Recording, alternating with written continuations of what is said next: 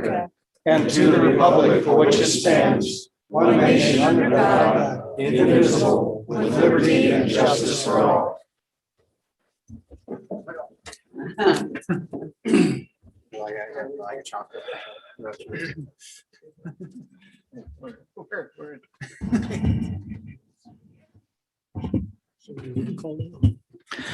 Okay, we'll do the recognition of members present to establish a quorum.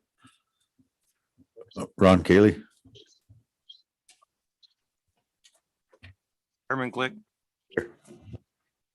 Vice Chairman Yankee. Here. I'm the Secretary, Ron Cayley, here.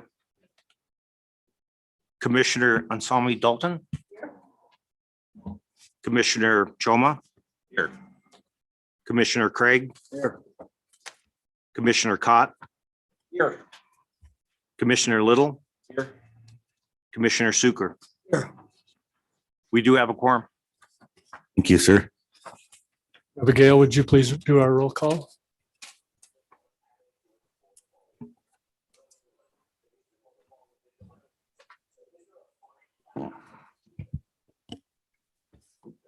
We got Representative Banks, Here. Representative Eklund, Here. Representative Larson, Here. Representative Nyman, Here. Representative Paxton, Here. Senator Boner, Here. Senator Driscoll, Here.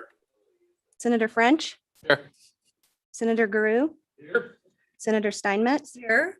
Vice Chairman Hicks, Here. Chairman Simpson. Here. Thank you.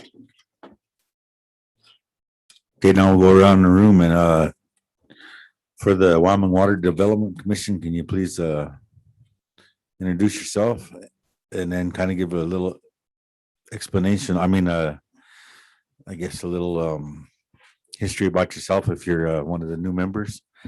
And then for the Select Water Committee, can you please do the same if you're new?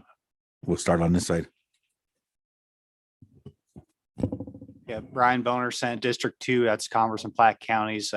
First time on the Select Water Committee, but I chair the Ag Committee, so we see a few of your bills come through, actually all of your bills come through the process. So glad to be on this committee. Looking forward to working with everyone.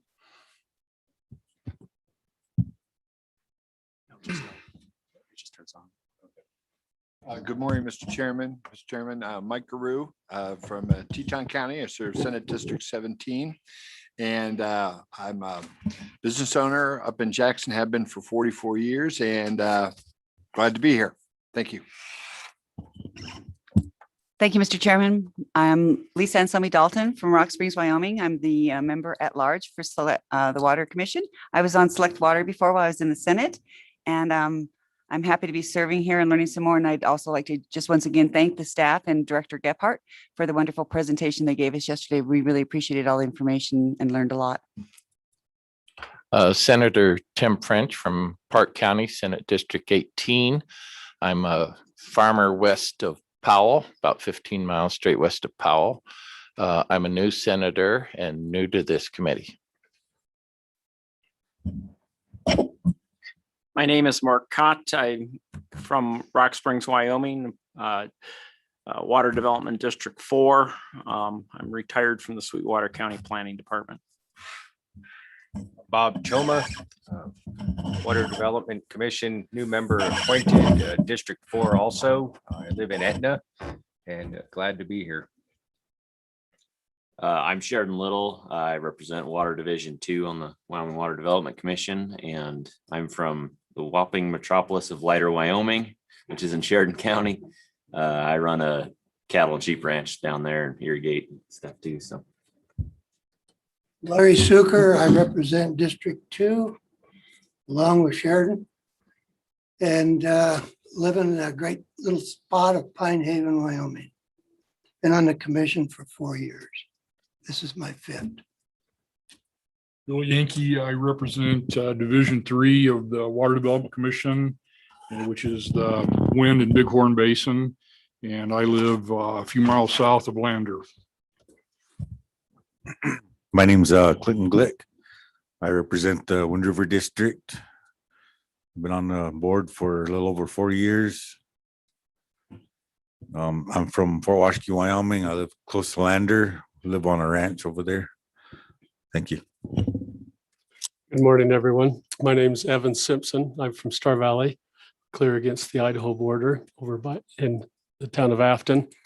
I'm a retired water resource engineer and serve in the legislature now.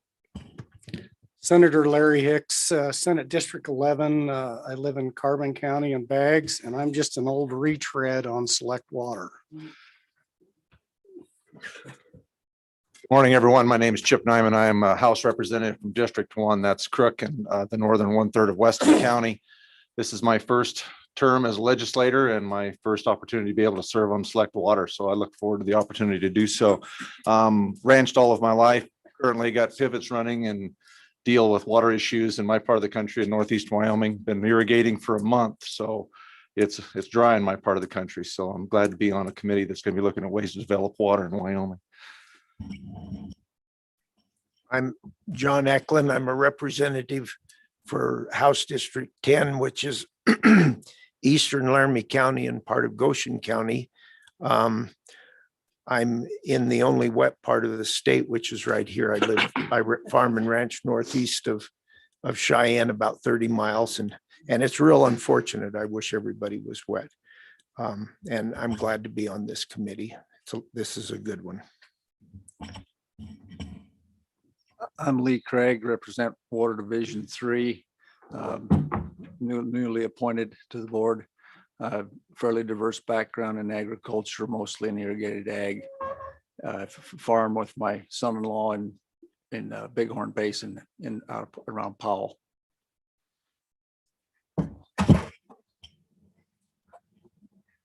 Well, good morning. I'm Sherry Steinmetz. I represent Senate District 3, which is Goshen, Weston, and Niobrara counties. I'm a farm girl, and my dad served on the commission for 8 years. So I'm glad to be joining you. We've seen your bills, like Senator Boner said, through the Ag Committee, where I have served for the last several years. So great to be with you and look forward to working with you. I'm Ron Cayley, Commissioner from Water District 1, and this is my second term on the board. I've been here about 3 years. I'm Jerry Paxton. I live in Encampment and I represent House District 47, which covers most of South Central Wyoming.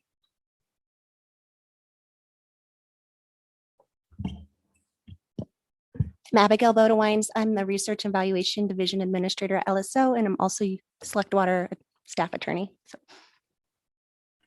Okay, we got some online. I think it's Ogden. Go ahead. Ogden Driscoll, Senate District 1. I represent northern third of Weston County, all of Crook County, and a chunk of Campbell County. I've been on Select Water for 11 years.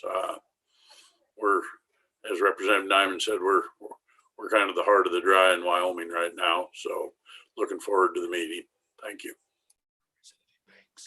Hello, Dan Larson, Representative Dan Larson from Powell area. I used to farm. Luckily, I have somebody farming my ground now, but our reservoirs are doing okay up in this direction. So I think we'll be all right. That snow would be good. Thanks. Representative Banks. Good morning, Representative Chad Banks from Rock Springs. I represent House District 17, which is the sort of south central part of Sweetwater County. This is my first term in the legislature and my first term on Select Water. I'm excited to be here.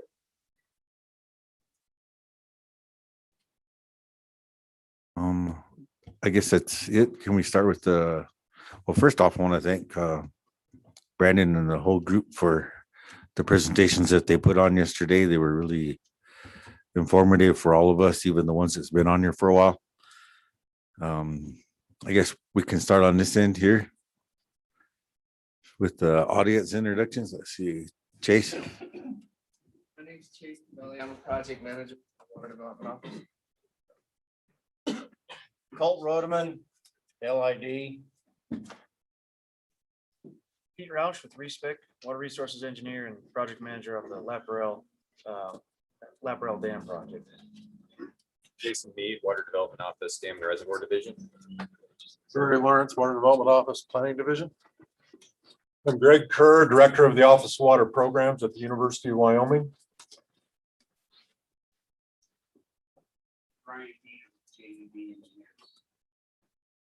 Mabel Jones, Project Manager with Wyoming Water Development Office. Jody Pavlika, Wyoming Water Development Office. John Robitaille, CEO, Encore Green Environmental. Kevin Boyce, Planning Division, Water Development Office. Mike Meisenberg, I'm just a council member from the Range, Wyoming.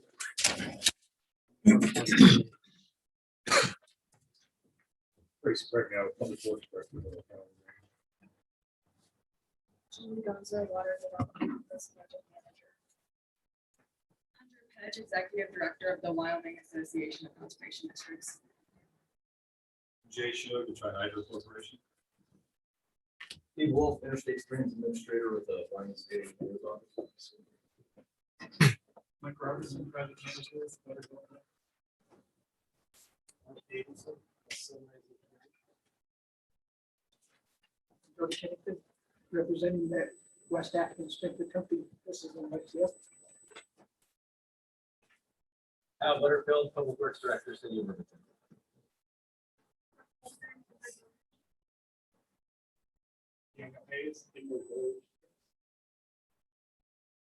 Coast Water, Cody Conservation District Chair.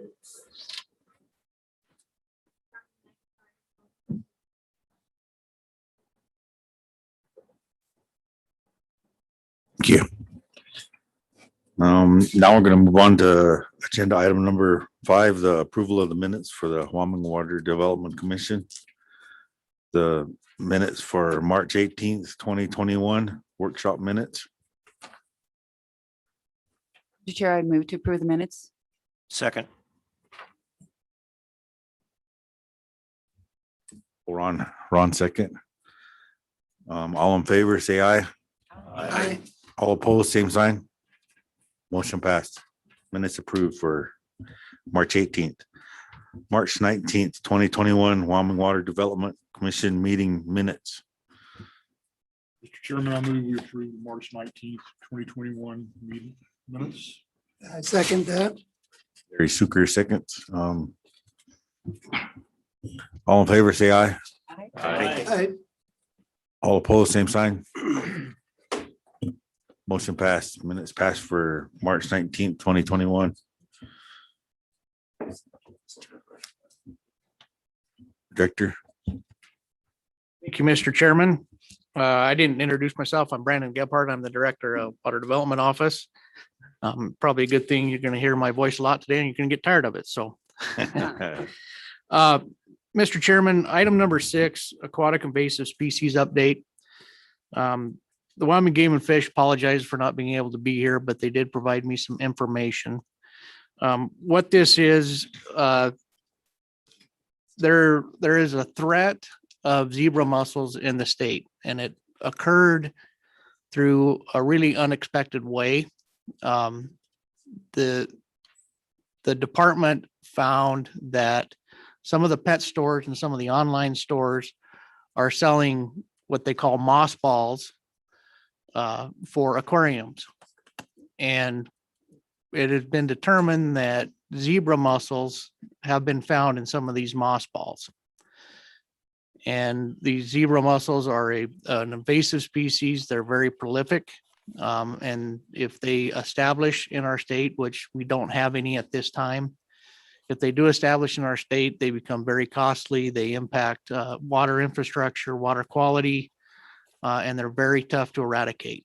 So the Game and Fish has an active program, many active programs to keep the threat out of the state.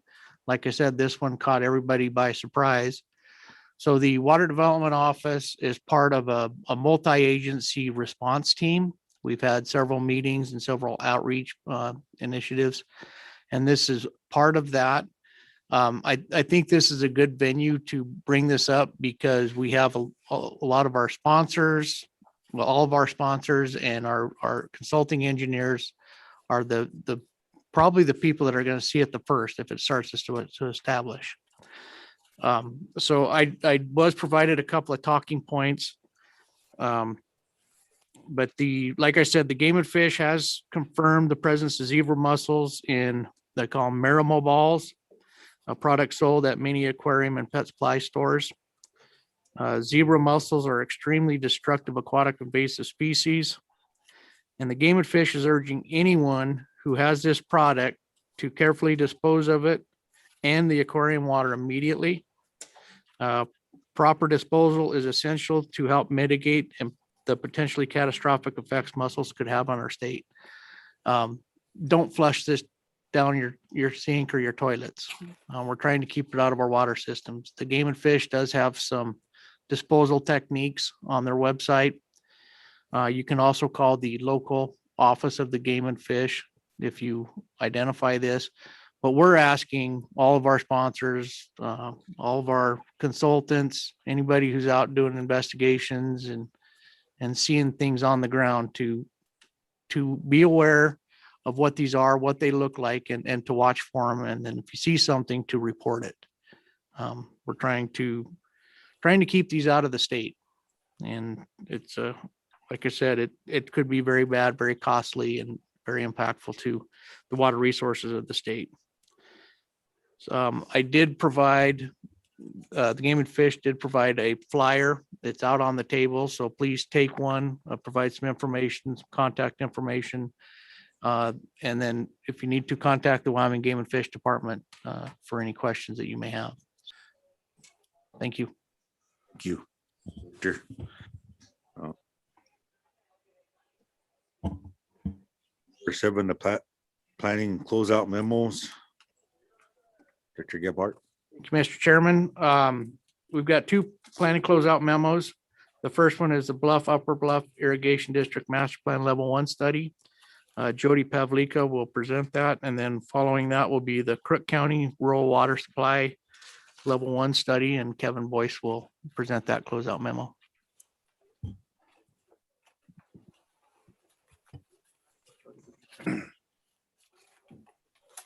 If anybody comes up to testify, could you please turn on the video camera?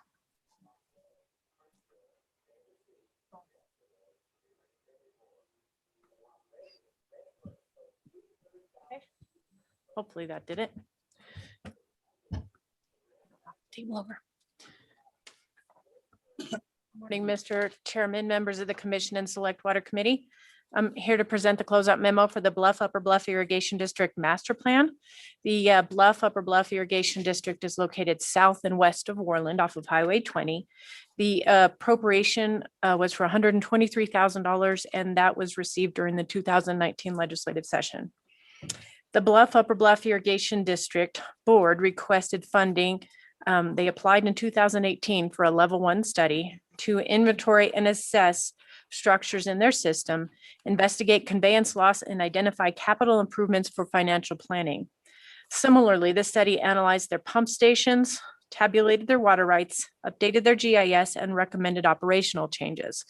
Identification of funding assistance and the ability to pay for the improvements was also a part of the study. The study recommended 5 improvement projects for which reconnaissance level designs and cost estimates were developed. There's a table that's included in your notebook, but I'll go through the names of those projects really briefly. Bluff drop structure replacement, Bluff overshot improvements, and then Upper Bluff canal piping were all bundled into what was recommended in the study as a single composite project. And then the last 2 in the table, there are 2-bay check structure. And then of course our program doesn't pay for measurement devices, but it was recommended by the engineer for the district's uses. So keeping it short and sweet today, the WDO recommends acceptance of the final report submittals and closing the consultant contract for services. And then there's a proposed motion, and I can read that. I move the district, or I should say the office, is recommending that move to accept the Bluff Upper Bluff Irrigation District Master Plan Level 1 study project report as being completed, and further, you can read it as you want. The WDC makes the following findings relative to the projects. The commission's recommended the proceeding to the next level of study of development upon submittal of an appropriate funding application by the sponsor. I think I sort of stumbled my way through that. So if there's any questions, I'd be happy to stumble my way through those as well. Mr. Chair, I move acceptance of the proposed motion. Second, Second. second by Lisa. All in favor, say aye. Aye. All opposed, same sign. Motion passed. Thank you. Good morning, Mr. Chairman, Commission, Select Water Committee members. You have before you, and then under that next, on that same tab is the closeout memo for the Crook County Rural Water Supply Plan Level 1, sponsored by the Crook County Board of County Commissioners. The location of this study was at a small hamlet named Carlisle, Wyoming, about halfway between Moorcroft and Devil's Tower. Also in proximity to the city of Gillette's Madison well field, which has the 10 original supply wells and 2 new supply wells in production right now. And there are 3 additional wells awaiting to go into production. Authorizing legislation in 2019 under account 1 with an appropriation of $370,000. The consultant firm hired to conduct this study was Dowling LLC out of their Sheridan office with original contract amount of $369,500, and that was fully expended. The short story here was that in 2015 through about early September 2017, it was fairly local knowledge, rumors, and then became public knowledge that there was water quality problems in a first stock well and then several domestic wells. And the adverse water quality problem was low pH, a very low pH, downwards to 3, a measurement of 3 of pH. And you really don't see this except in where I used to work in a coal mine in Gillette, is in acid mine drainage, where you would see oxidation of minerals in the overburden that would pool up in the areas of the lower parts of the mine. And that was something that mining companies always have to deal with. But we've never seen this in other wells, especially domestic wells. So this prompted an investigation by the DEQ starting in 2018. And they started sampling an analysis program to determine the extent of this problem and whatever other water quality problems might be in the area. So they sampled quite a few wells and prepared a report entitled "The Low pH Wells in the Vicinity of the City of Gillette Madison Well Field." At this time, it was coincident also with the drilling and enhancement of 5 new wells in the well field near Carlisle, where they employed an acid enhancement, a hydrochloric acid enhancement of the aquifer, which is the Madison limestone. And hydrochloric acid has a magnificent effect on limestone, I must tell you. So, and it improves the production quantities upwards of 3 times the original tested production. So there was a coincidence there. The study by DEQ provided not the cause, but really what occurred. Okay. These events prompted the Crook County Commission to sponsor this study. And the primary purpose of the study was to detail the geology, hydrogeology, and history of groundwater development, to conduct another sampling and analysis program. So we would have the DEQ's first 2 years followed by a year of our sampling analysis program. And to look at feasible alternatives to provide safe drinking water to these residents who had problem wells. So Dowling was hired to compile and review existing information, to conduct a sampling analysis program. And by the way, that was the costly part of the study. As you see, the price tag was $370,000, and probably 2/3 of that went into the sampling and analysis program. We conducted several public meetings to keep the local stakeholders appraised the work being done and sought their input, and to keep continued interest in possible solutions. We developed future water requirements, identified potential groundwater sources that would feasibly supply them, produce a concept level plan for a new water system, including a source supply and distribution and storage, evaluated a new entity and a management system for owning and operating a new system. In other words, a potential district formation by the locals. We developed cost estimates for proposed infrastructure improvements, and look at funding sources and provide recommendations and budgets for the proposed system. This is a low density rural residential area. We have very few users. The requirement was going to be a higher percentage of grant to build a system up there, because there was longer transmission lines and service lines. The recommendations to the commission and the Crook County Commission, the sponsor, was that generally water quality for domestic wells is very poor. Very few of the wells have water qualities that meet the Safe Drinking Water Act that municipal system users enjoy in this state. So we looked at alternatives that would include a system that would include a supply well for their system, or would allow them to tap onto the Gillette well field and storage system there. The city of Gillette was amenable to this, and worked with us on this study.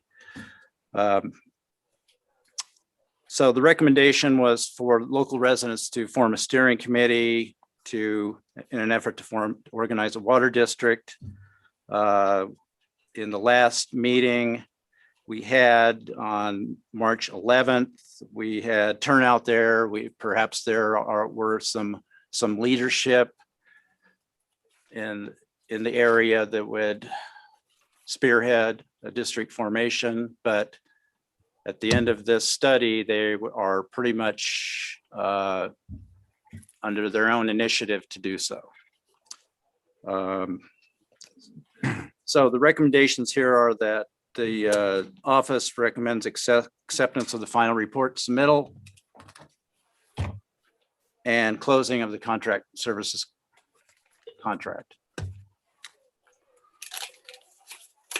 I have, Mr. Chairman. I'll take any questions on the project. Mr. Chairman? Yeah. So was this, thank you, Mr. Chairman. Was this the one that, along with the acid they found in their wells? I thought the well dried up or something too, but a spring kind of came out of nowhere. This is that same area?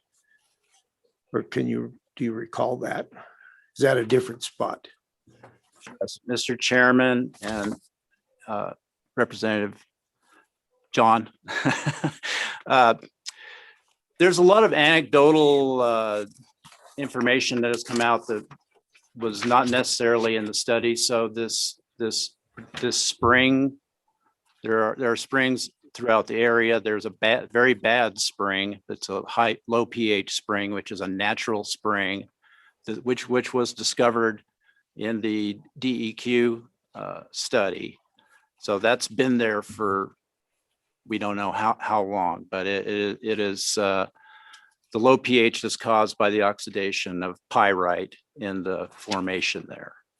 And that's what was determined by also by the DEQ report, that the low pH in these wells was caused by the wells penetrating aquifers and unsaturated portions of the local geology there that contain pyrite. So when oxygenated water comes in contact with pyrite, the very simple reaction is that you come up with a high pH water. So, and there were some dry holes drilled up there too.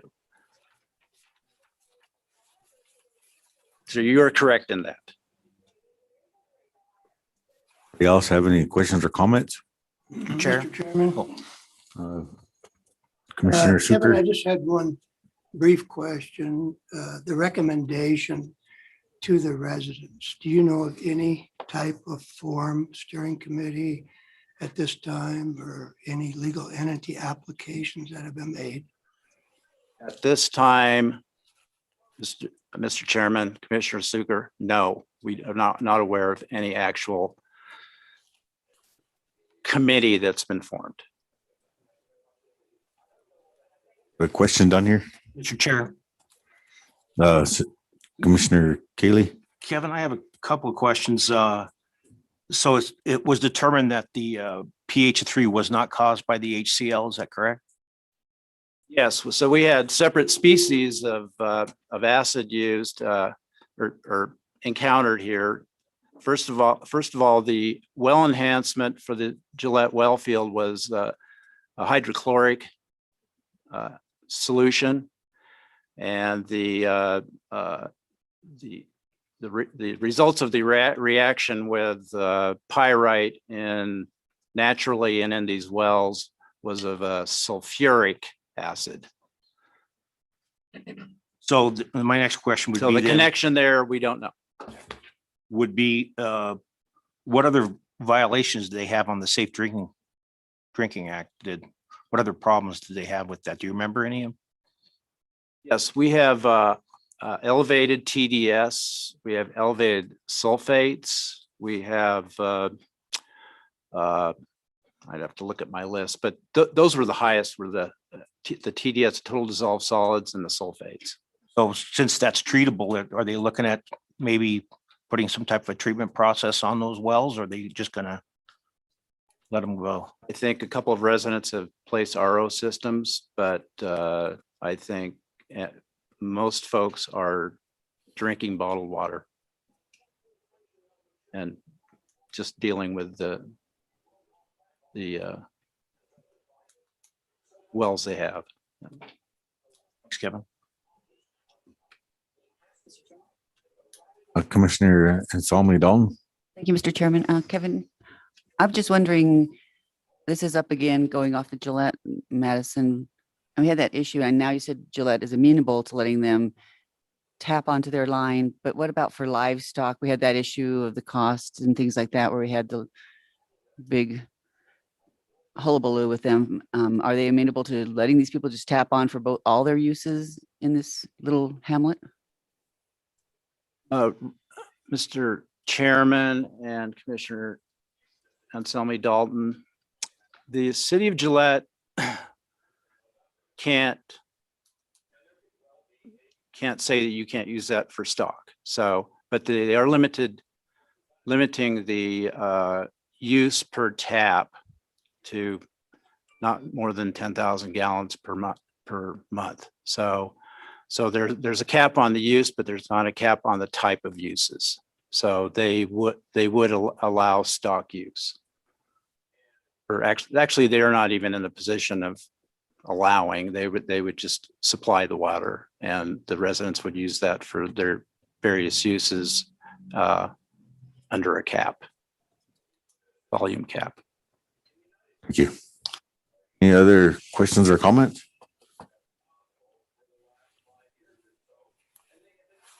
This is Ogden. Ogden Driscoll. Thank you. Thanks, Mr. Chairman. I don't have a whole lot. There was a number of taps, I believe 5, that have bigger volumes that are on that for your information that are there. Gillette's been good to deal with since it's gone. Discharge now, they've gone and they're discharging down below. So I think everything's solved and everybody's there.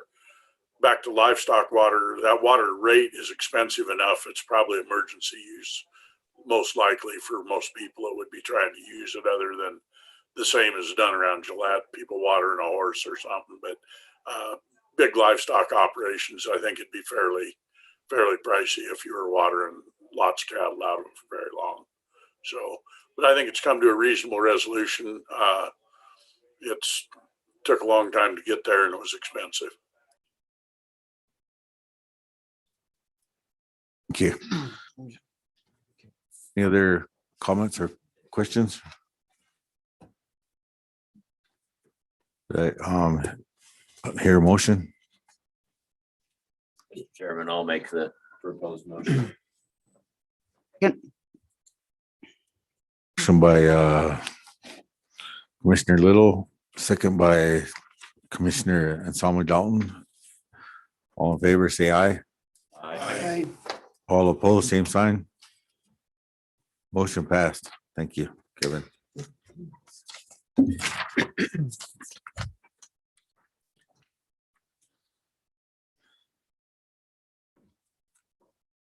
Okay, now on to the next one. Is it 8th?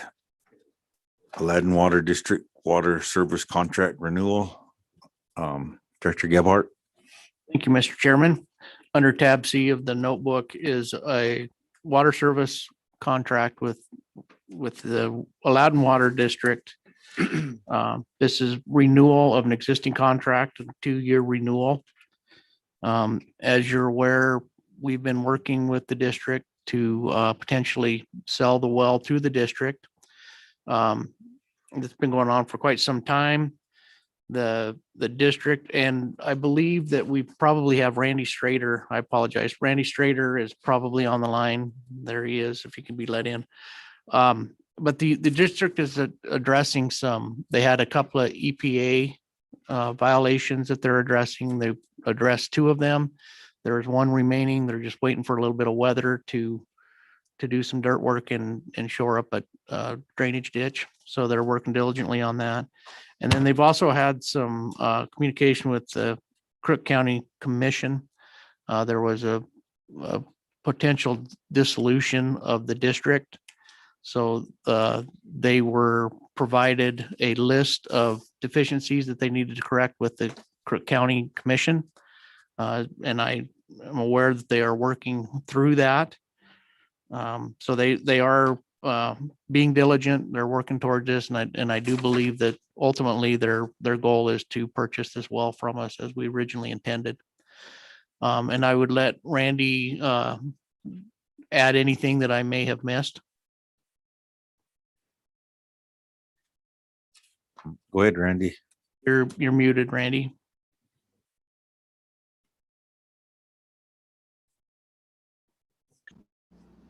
There we go. You covered it all. It's been raining up here last week or so. So I just had a general contractor here looking at it yesterday. I've covered everything with the US EPA, the ground rule judge there to get the violation corrected. We've had a couple of meetings. Looking forward to working with Midwest Assistance Program on SRF funding or any kind of funding to purchase the well.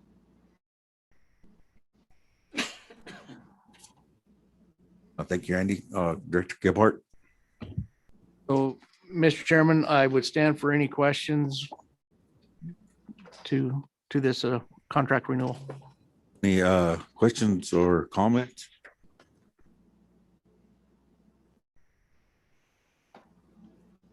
Okay, thank you. Do we need to have action on this?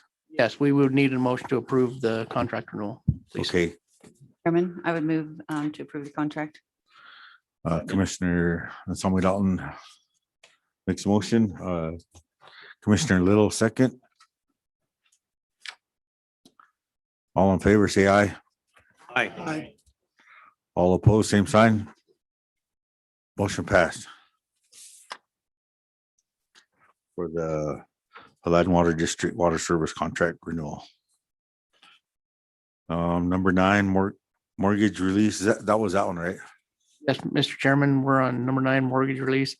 Mr. Chairman, this is a mortgage release for a project that was completed, I believe, or at least the mortgage was started in 1981 and a second one in 1982. Asking for approval of this mortgage release. There are 4 documents and the reason for 4 documents is there are two separate mortgages. One was dated in 1981 in a value of $1.2 million. The second mortgage was from 1982, and that was for $570,000. These loans have been repaid. The reason for 4 documents is there are 2 mortgages and the project straddled 2 counties. So it had to be recorded in 2 different counties. So we're releasing the mortgage in all of those counties. So I'd ask for the approval of that mortgage release. Does anyone have any comments or questions on the mortgage release? Hear a motion? Mr. Chairman, I move that we approve the mortgage release for Park Reservoir Dam Reconstruction Project. I'll second that motion. Made by Commissioner Yankee, second by Commissioner Suker. All in favor, say aye.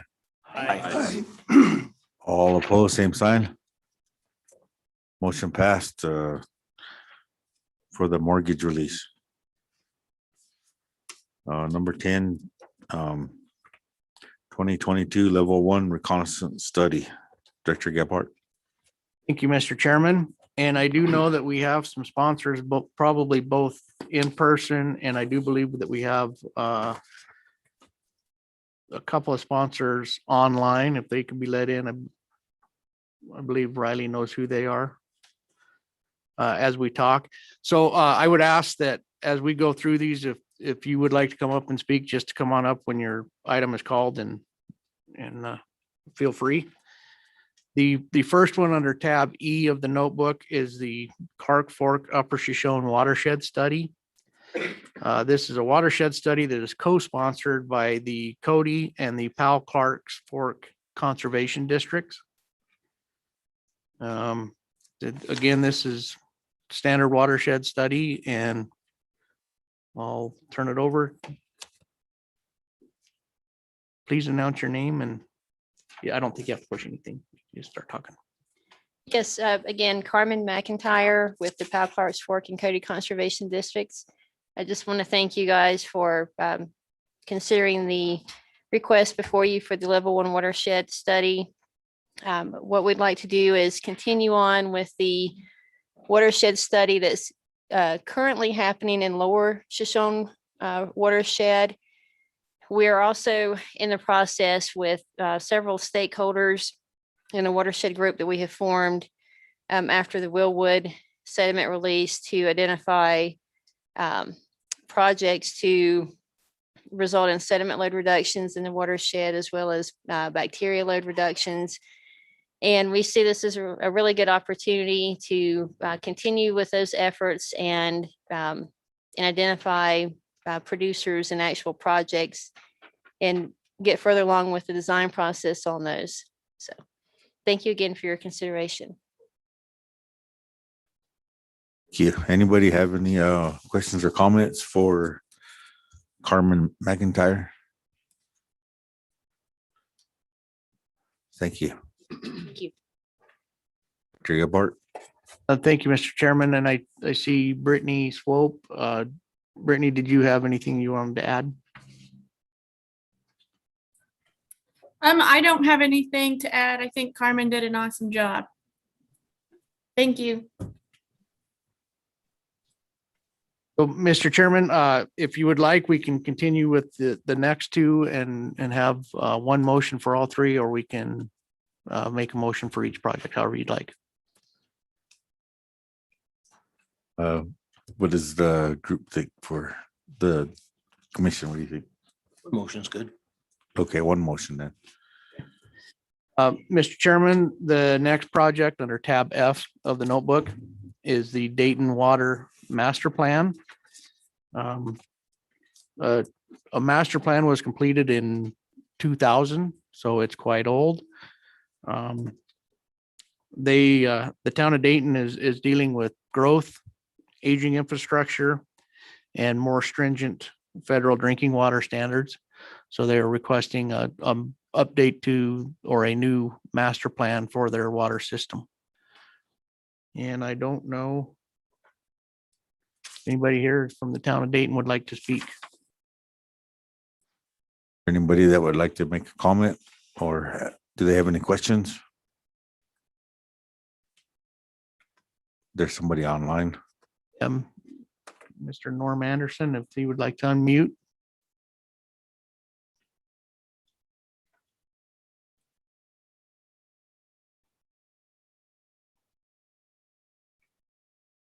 Wait, Mr. Anderson, you need to unmute yourself.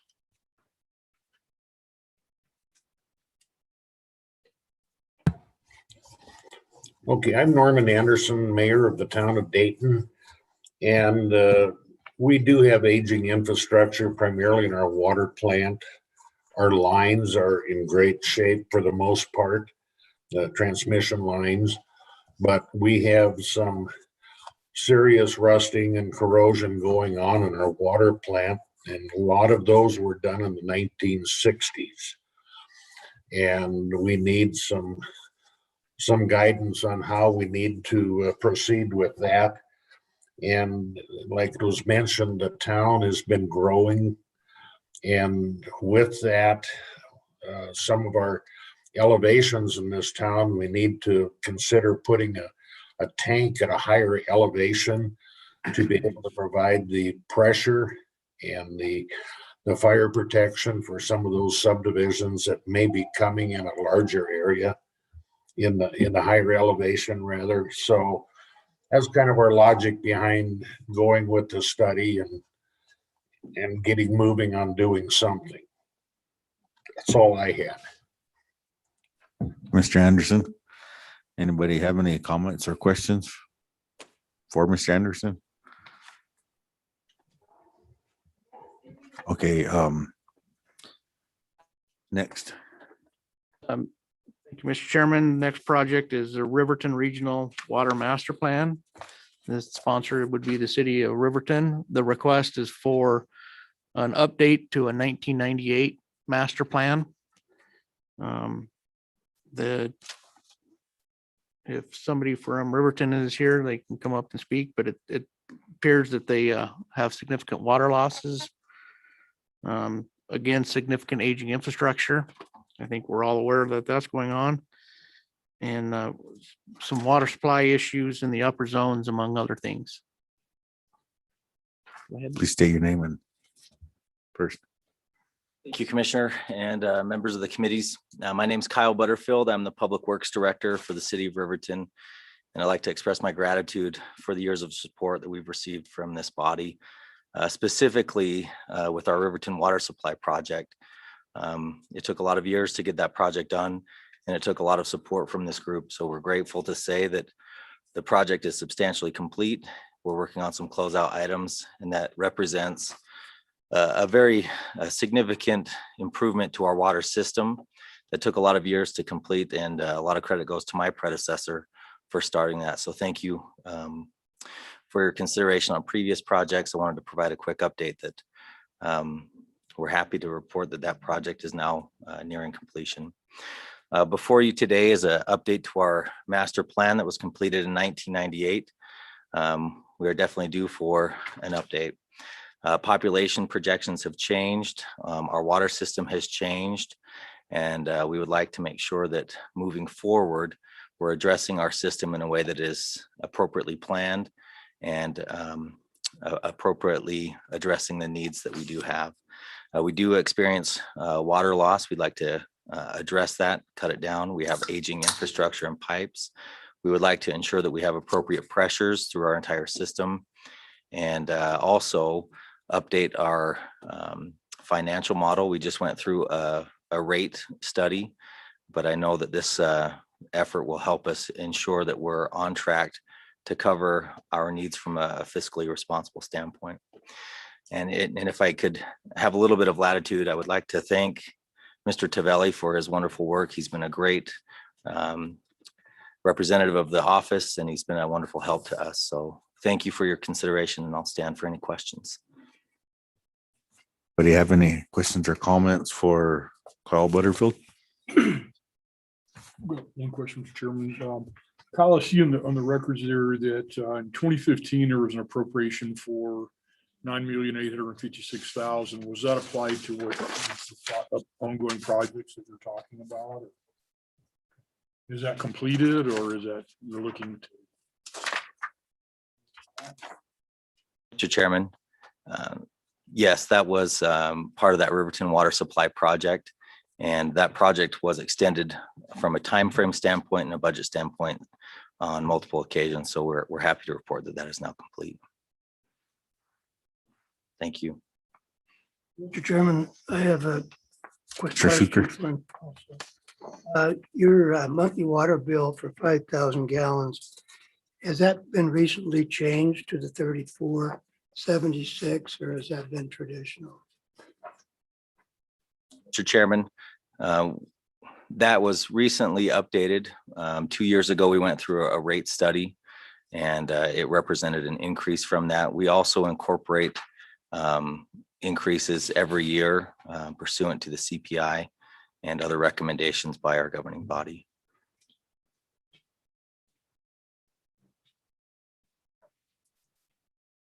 Anybody else have any questions or comments? Director Gebhardt. Thank you, Kyle. Thank you. Mr. Chairman, if we could have we would request a motion to preliminary approve the project and to begin consultant selection on these projects. I hear a motion. To approve. I'll second that. Motion from what, Commissioner Craig? Kaylee, Commissioner Kaylee, and then second by Commissioner Craig. All in favor, say aye. Aye. All opposed, same sign. Motion passes. Thank you, Director Gebhardt. Thank you, Mr. Chairman. The next round of projects under agenda item 11 is the 2022 level 2 feasibility study, account 1 new development project applications. And the first project under this block is the LaGrange Groundwater Supply and Improvements Project under tab H of the notebook. Mr. Chairman, we're just wrapping up a level 1 master plan. And in that master plan, it's already been identified that a new well for additional supply and improved water quality is going to be recommended.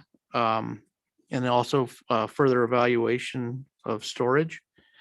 And if you would like to speak, great.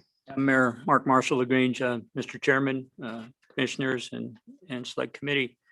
Thank you for the opportunity to come this morning. We're, I think, pretty much basically done with level 1. I think there's still a little bit of work to do yet this summer on it, if I recollect right. I got my public works director back here, Tracy Pregnell, and he can verify some of these things for us if we need to, or change what I say. But the next phase of the study, I think our biggest urgency probably in all of this is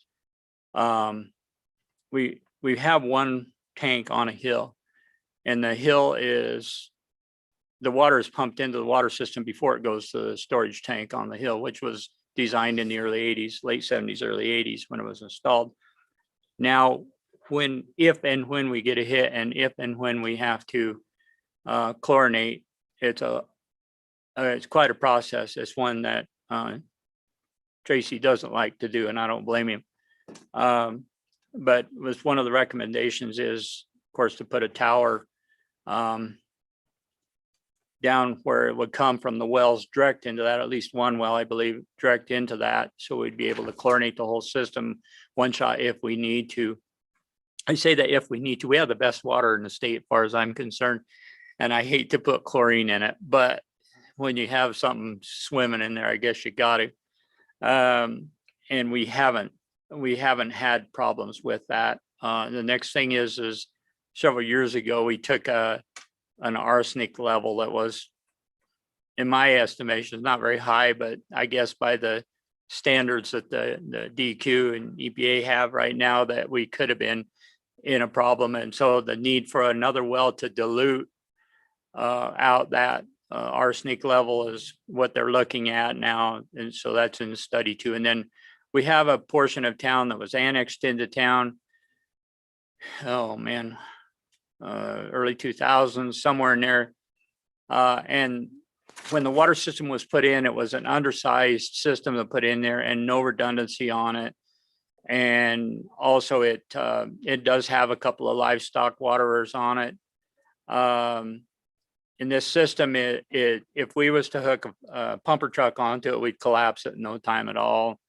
It needs to be upsized. Plus we're seeing some growth out there, minimal, but growth. It's slowed down a little with this pandemic and the cost of materials and everything. But we've seen a little bit of growth. And so therefore we have a couple areas in town there where we need to improve the water service to that. Now, there's going to be some legal issues with some of these, I know, because it's, and we're working on this, trying to get the right platting of this development and so on in there, but we need fire protection over there. Currently, right now, if we had a fire in that part of town, a blazing fire, we would have to string hoses from our pumpers across the railroad tracks into a good source, a good hydrant, but quite a few feet of hose.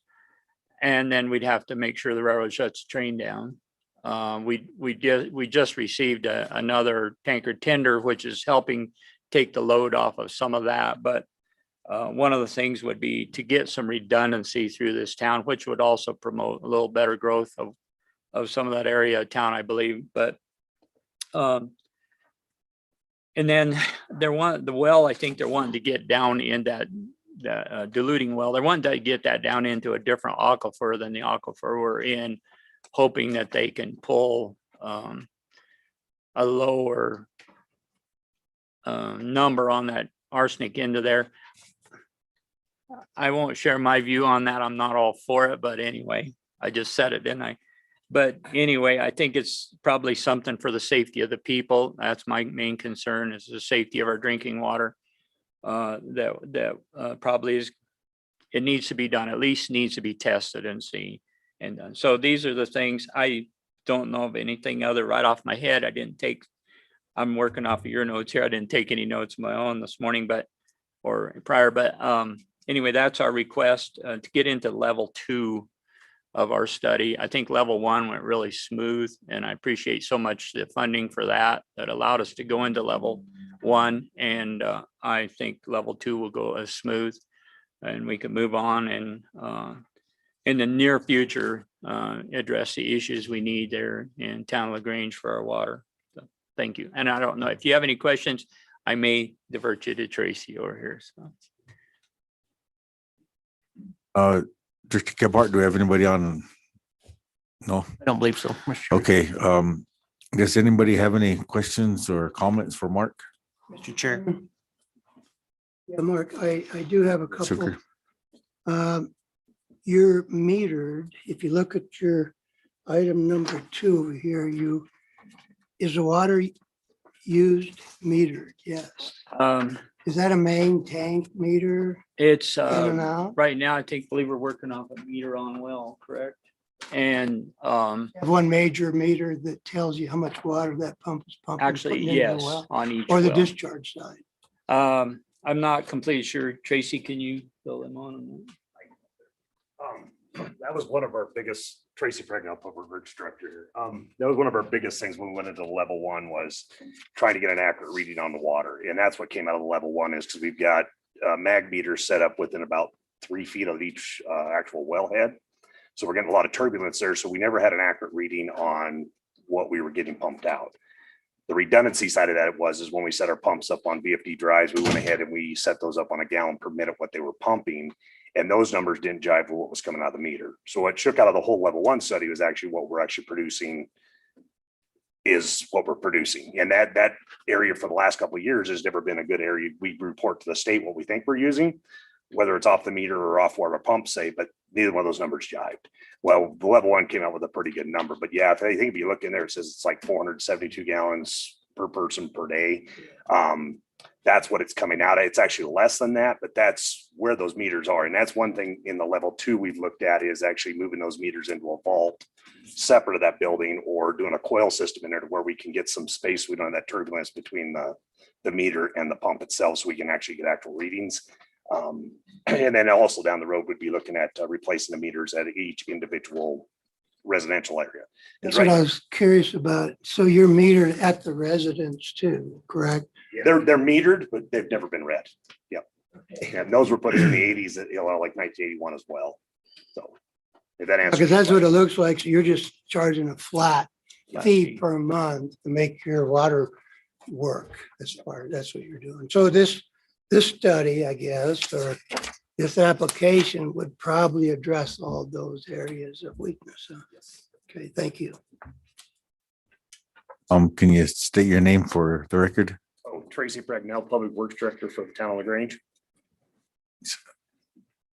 Mr. Chair, I have a couple questions as well. When you say get a hit, are you referring to a total coliform bacteria hit or? Possibly if we would get, out of a test, a water test. I don't know how often he tests, quite a bit. We're required to send these tests in. If we would get a hit like that, then we've got to do something, that doesn't necessarily mean it's in the line. It could have come out of the tap. It came out of, you know what I'm saying? But of course, how do you know? We don't have x-ray vision. And so then we're forced to chlorinate. And basically it's a lot of flush. Basically it puts it in at a point and we flush the whole system out and go from there again. And hopefully everybody's okay and fine. We've never had any problem with it. So my next question was, what was that arsenic level? In 2003, it was 10.2. And that was before they changed and dropped it. It used to be 50 parts per million. Now they dropped it down to 10. Well, that was before they dropped it. And they made us go back and start sampling quarterly. And since then, we've been averaging one well's about 6.5. The other one's averaging 8 is where we're coming. We're below it, but their concern is if EPA decides to drop it one more time, we're going to exceed it at that point. So if we can get those 2 wells plus a new well blended into a new storage facility where we can do it all right there and then push it out into the distribution system, would solve that issue basically. And, we're seeing other things that come out of that as well as like our nitrate levels are high. Well, high.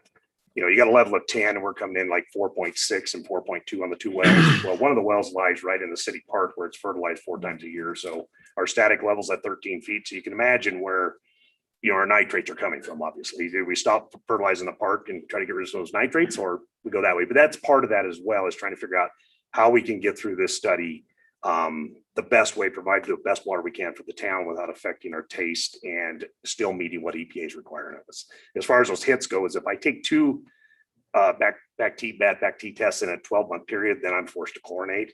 And right now we've got a chlorinator that was set up in 1980, never been used.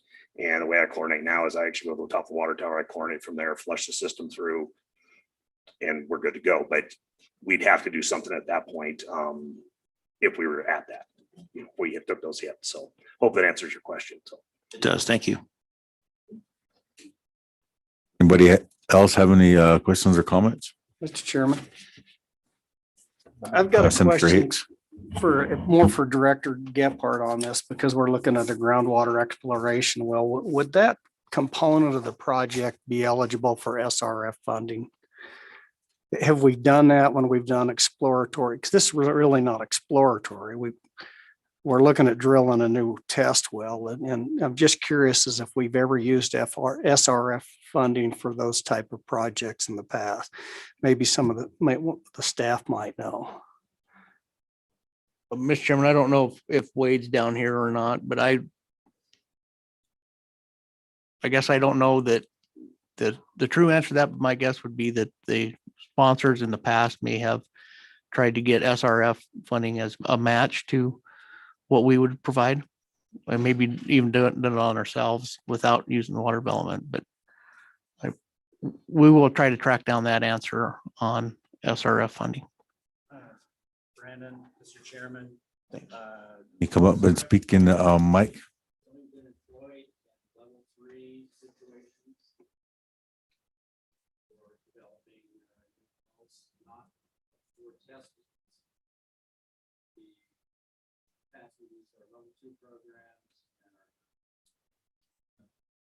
And Mr. Chairman, and I understand that, but given where the potential funding may go, what I'm curious is typically, and Kevin, when we've done these exploratory wells, I'm aware of at least one or two occasions where I think we just did one here last year where there was an exploratory well, because the state drilled it at 100% and then came back and then transferred that to the sponsor later on. At that point in time, are they then going and getting SRF funding to reimburse the water development program? If we do that, so if we do the exploratory at 100%, decide to go ahead and bring it on and do a producing well, or then are we requiring or asking the sponsors to go look at SRF funding rather than water development to reimburse once they purchase that well?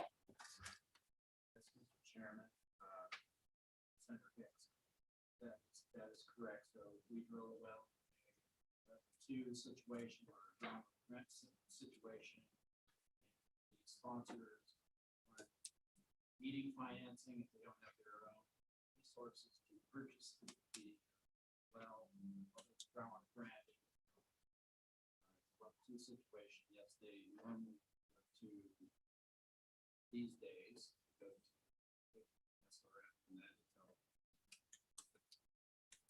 Okay, thank you, Mr. Chairman. And so just to follow up then, are we using groundwater exploration grant as part of this, or is this just a level 2 out of account 1 funding? And if that's the case, why are we not using the groundwater exploration program for this well? Is this non-exploratory? Is that the reason? Kevin, can you come up and speak into the microphone?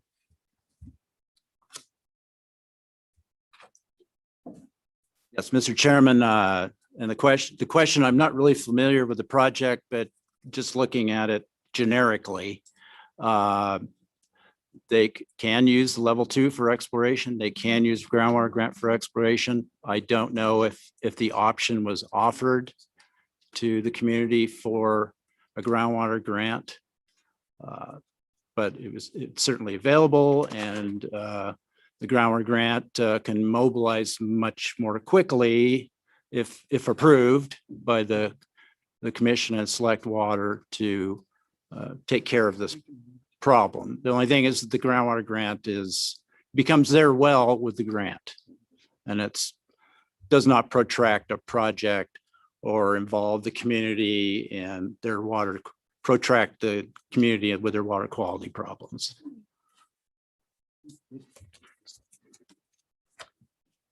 Anybody else have any other questions or comments? I see Wade's here. Chairman, Senator Hicks, Wade is here. Did that answer your question on the SRF? Wade might be able to further elaborate on SRF. I just want to make sure, Mr. Chairman, if I may, that if we use this and we do a level 2 study, that upfront the sponsor knows that there's going to be an expectation that if we go to level 3, that we would look at them going and get an SRF and then looking at that portion of their obligation instead of the loan grant mix. But I just keep wondering if SRF couldn't come in here and actually do the initial use SRF to drill the well width in this program? What would be the limitation to using SRF for that?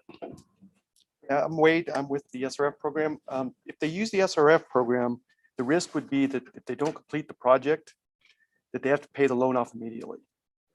So we can give them the money, but if the well comes up dry, they may have to pay off the loan immediately because they can't complete it. That would be the risk. And that's due immediately with interest. So, I mean, that would be their risk, but the wells probably aren't that expensive unless you're getting into a Madison. So I mean, we can do it. We haven't. Typically, we wait for Kevin to get done and then we let them purchase the well with SRF funds. Okay. That's what I wanted to make sure that we're doing. Thank you. Anybody else have any questions or comments? Director Gebhardt. Thank you, Mr. Chairman. Moving on to the next project. This is the Pavilion Groundwater Supply Project. This is a similar instance where we're wrapping up a master plan right now. They've identified in the master plan that a new well for additional supply and improved water quality is going to be needed. I'll also mention that it's not atypical for somebody to come in and apply for a level 2 when we're still wrapping up a level 1. The reason for that is just the timing of the application times and when we're wrapping up the projects. Just so we don't lose a year and keep the project going, we're making this application even before the study is truly finalized, but it's advanced far enough to know that this will be a recommendation in the study. So that's the situation here. And this is for, again, additional groundwater supply. And I don't know if some representative from Pavilion is here or not.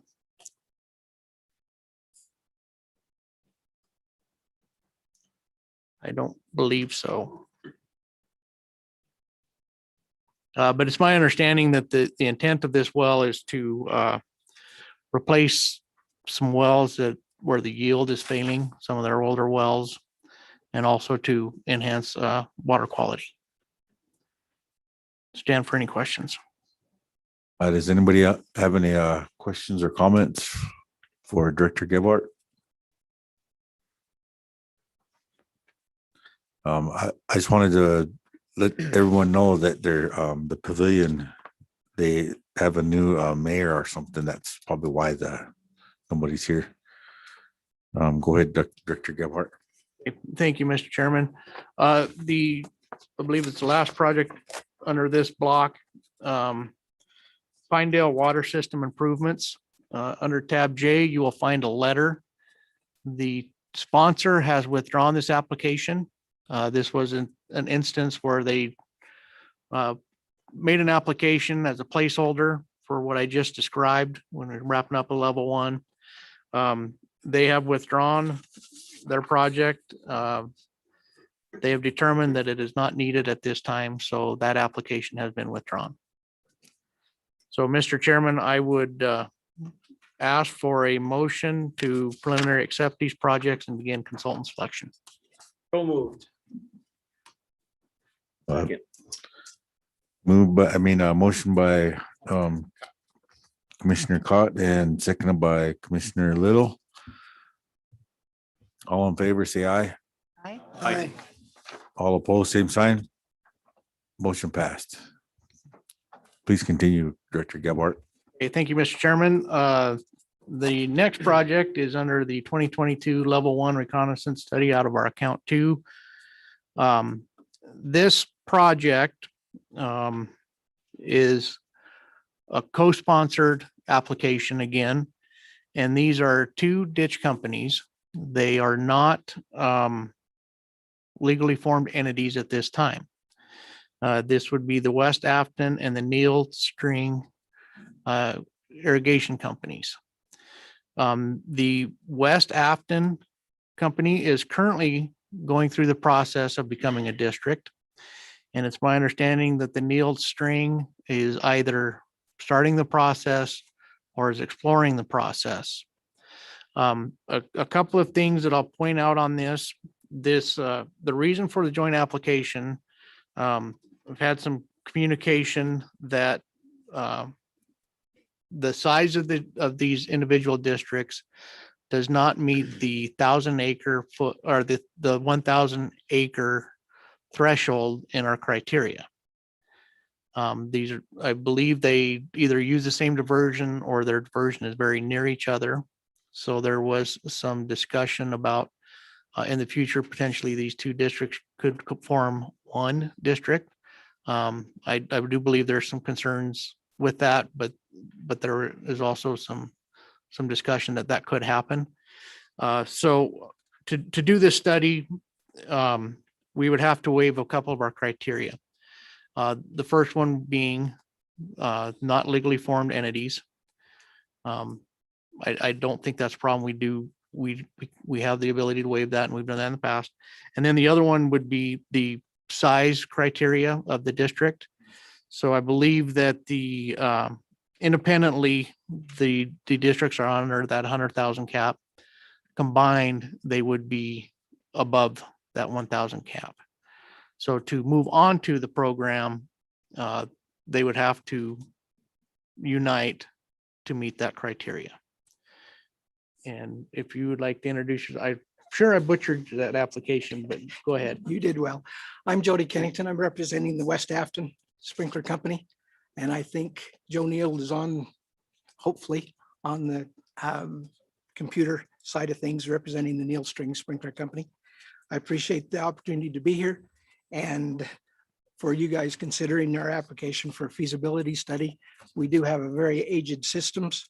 The Neal String Pipeline company was formed about in 1961, which is 60 years ago.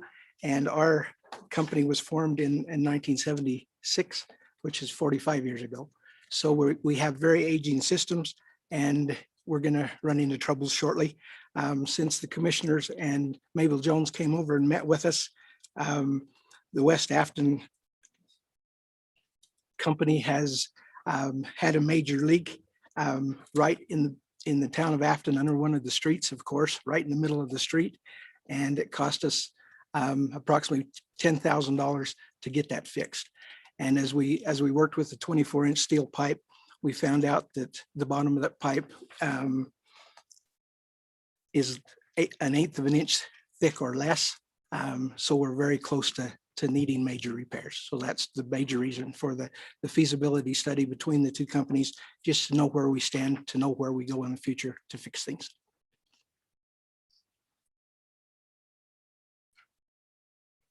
Anybody have any questions or comments? Representative Simpson. Thank you, Mr. Chairman. Folks, on the drinking water side, we have for decades have encouraged regional studies to try to accomplish several areas and bring them into one study to save us money. And this is one of the rare occasions that an irrigation company, two companies that share the same head gate, but yet are separated by a state highway, have come together to do a study. I live inside one of these water companies, and so I share the pain. Their systems are wearing out, and a master plan will give them a guidance of just how to manage that in the future. They are progressing with forming a district as our regulations insist on moving to this level. So I would encourage you a favorable vote to give these two water companies a chance to get a master plan done. Thank you. Chairman? Commissioner Cott. Just a question, and maybe this is a question that Mabel Jones can answer, or just, where are the districts, I mean, the irrigation companies on the concept of districting and forming a district? Could you explain that? I was up there and I did visit, but just one more time for everyone, just to kind of, because that seems to be a requirement at some point in time that a district would be formed. I can comment on the West Afton side of things. I just received word this morning that we completed the last hurdle to get the paperwork to the state engineer's office for their final approval of the irrigation district formation. We do have the petition put together to send to the judge. We have the petition signed by the statutes require that we have the signatures of owners of 50% of the land within the company. And as of right now, we have 72% of the acres representative signed on the petition itself. So as soon as we get the signature back from the state engineer's office, ours will go to the judge and we'll be ready for a formation of an irrigation district. So that's the West Afton. Yes. And Joe's on. Joe, you can comment on the. Joe, can you, do you want to make a statement for the Neil String side of the master plan? Yes, I can. Can you hear me? Am I? The Node String side, we had a lapse in our legal documentation, and we've got that back in order. We're back in business with the state, and we're in the process of redoing bylaws. And at that point, we will present it to the users and pursue whether or not we will become a district or not. But we're working on it. We're in the process, but we haven't progressed that far yet. Chairman. Senator Hicks. I've got two questions. So the first one, it sounds like you're moving towards an irrigation district. So the question was because there's other, you could have done an irrigation district, a water conservancy district, or a watershed improvement district. And under criteria of the water development program, all three of those districts could potentially be eligible to participate in the program. So for my edification, why the irrigation district? Because historically that's a little more protracted process and has all kinds of different nuances, because as you've indicated, you have to go through the district court system to form that district. So why the irrigation district route would be my first question, Mr. Chairman. Question. Is that to me or Jody? Both of you. Go ahead. We're an irrigation company to begin with. We irrigate. That's our purpose for existence. I'm not familiar with the other entities and the process to become those. I suppose that could be investigated if it's something that's helpful, but right now I'm not familiar with them.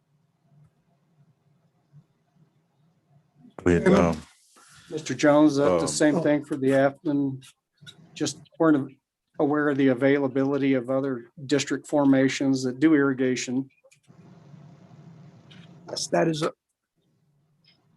We have just basically understood that the irrigation district formation was the way to go. So that's what we did.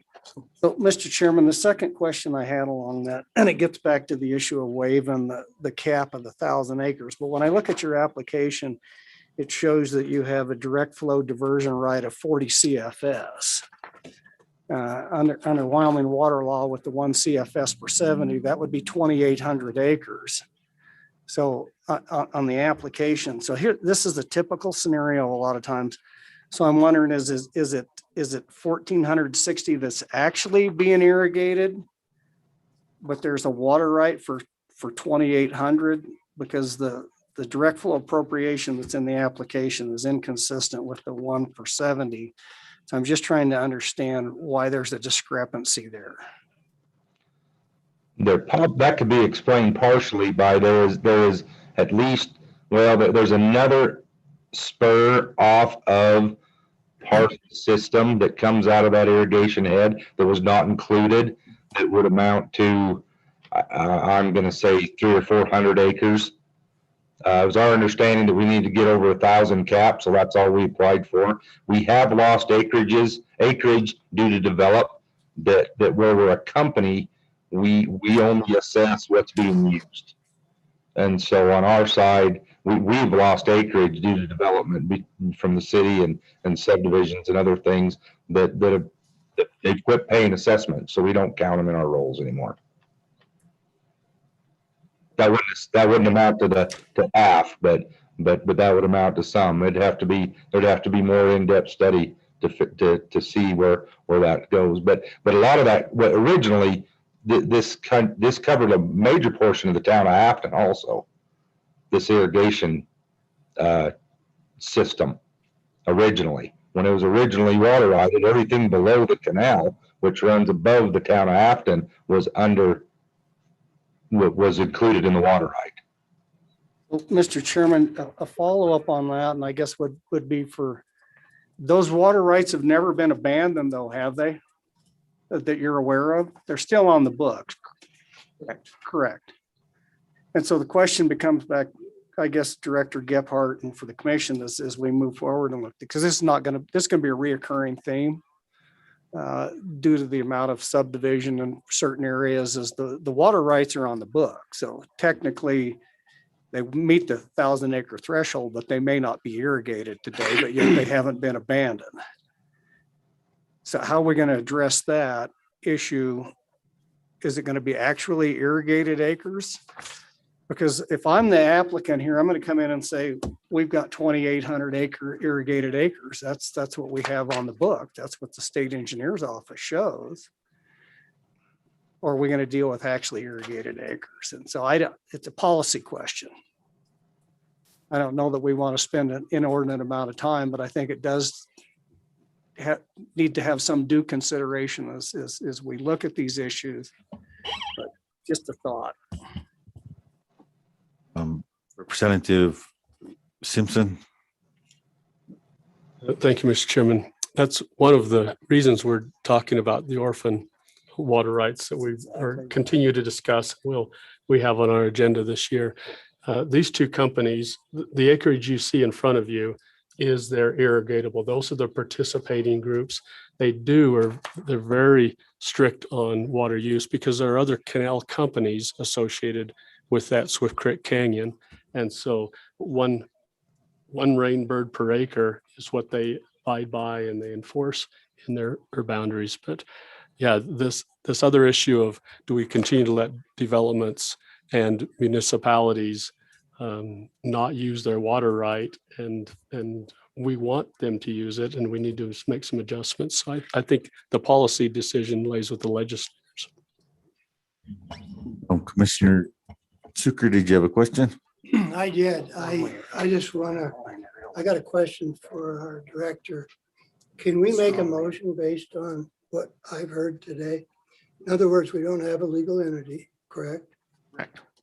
Because they haven't grouped. So is this for discussion purposes only? Or can we make a motion based on those items happening, whether they become a district together or other elements that I see that are not, in my opinion, a legal entity today? Mr. Chairman, Commissioner Sucre, that is correct. The motion today would be to waive the requirement of a public entity. We are allowed to waive that for a level 1 study. However, for future study or construction, we do require that they become a public entity. But for a level 1 study like this application, we can waive that requirement and continue on with the study. And then part of the study would also look at the concept of forming one district or two separate districts. And that would be analyzed in this study as well for both these districts to consider as an alternative moving forward. So the motion would be to, if you would want to do the study, would be to waive the public entity for the level 1 study and preliminary approve the project for consultant selection. Did that help? Yeah, it does explain the element, because I know in the past, I thought, of course, the study is going to tell them, I guess, what and how they're going to put this together, these two irrigation districts, correct? That is correct. So that satisfies my need, but we're still doing a study without a legal quantified entity here, so. Mr. Chairman, and this has been done in the past. We waived this on previous projects, but then to carry on in the program, the legal entity would have to be formed. Thank you. Commissioner Anselmo Dalton. Thank you, Mr. Chairman. Just to follow on, just to make sure I'm clear too, with Commissioner Sucre. So they formed a district already for Afton, but then ultimately they need to form one district together. It sounds like essentially they have to come up with, so is really going through the hoops of forming your irrigation district and then them forming an irrigation district when we finally need just one entity. Isn't that a better plan and to assess whether it's faster to go with one of Senator Hicks's ideas, whether it's a conservancy district? Is that what they ultimately have to do? Or do they have to even form their initial district like they did? I'm confused, Director. Yeah, Mr. Chairman, Commissioner Sammy Dalton, they chose to form the district at this time on their own. That we offered that we would present to the commission that they would not have to be a public entity to do a level one, and that we would request or ask to waive that requirement. There may be other benefits that they realize by becoming a district, but to become one, that would be something that the study would analyze and vet out. Mr. Chair, Commissioner Kaylee. I just got a question for Brandon as well. I don't like the idea of waiving the requirement, but couldn't we put something in the motion that says that they have to meet that legal entity at some point? You know, I just don't like the idea of waiving something that I feel is that important. Mr. Chairman, you could. My concern, I guess, with that idea would be that because it's a joint application, we've already got one district committed to doing it. And then we put the requirement on the other district. At what point does that have to be performed? I think that the motion would be that a district has to be formed to carry on in the program. But to do it with the level one study, we'd potentially delay the level one and to provide them enough time to perform that formation. And then if one district chooses to form and the other district doesn't, then I suppose that would kill the project, is also what I'm hearing.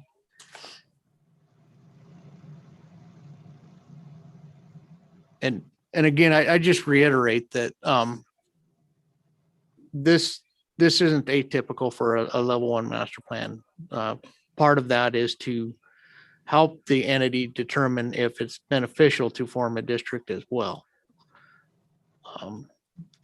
Commissioner Cott. Mr. Chairman, and hearing what our director has said, that we've done this in the past at the level one level, gone ahead with a level one without legal entities in place. We have two districts, one's well on their way, the other has, made good commitments to form that district. They still have some hoops to go through. There's definitely a need. So I would like to make a motion that we approve going ahead with the level one study without the district in place. But, certainly to go to a level two would require at least two formation of the district. And we would encourage that, you look at the single district, and I know there's lots of complicating factors there. So it's easy to say in words, but maybe harder in reality. So again, a motion to approve the level one study without the districts in place at this time. And I would second that, Chairman, but I would amend it to say, also waive, I guess, the size criterion, because we have to waive that as well, is my understanding. Is that correct, Director? We certainly could, Mr. Chairman, but with the dual or the co-sponsoring, we do meet that requirement. And the criteria actually says 1,000 or more water righted acres. So that gets back to maybe, even though they aren't considering that, maybe the water righted acres are there. I don't know, but that's something that maybe we could look at, or that we would look at in the study too, that if that meets the criteria, unbeknownst to us at this time, we would consider that as well.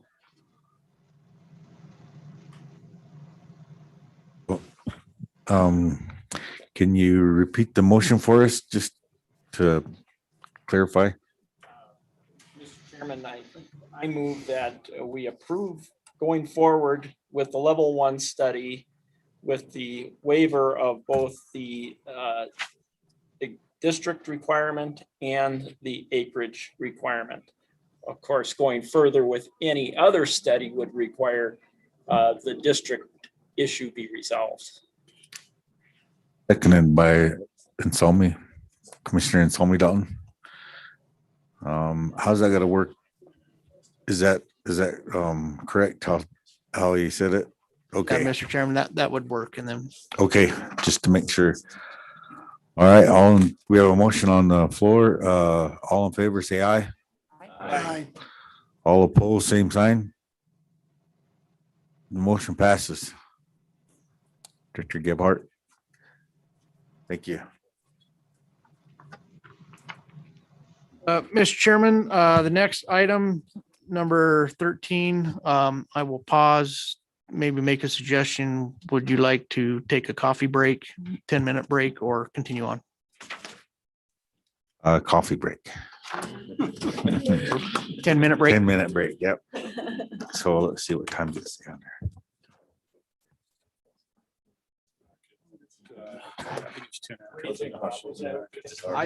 20 after 10. We have.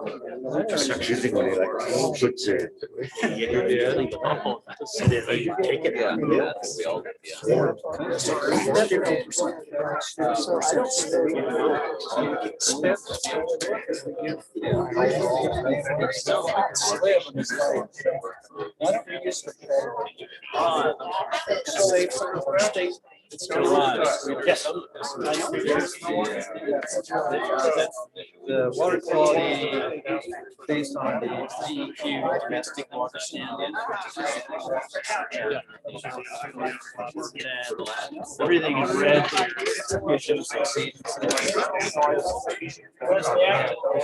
Sulfates.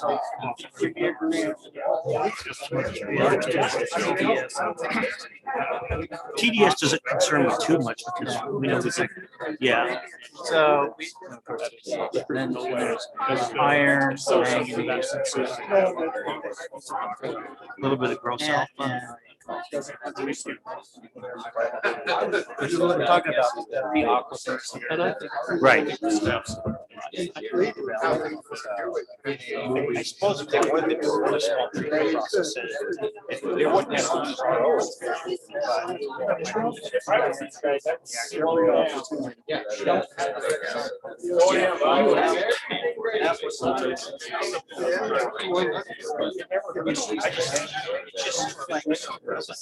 We know there's.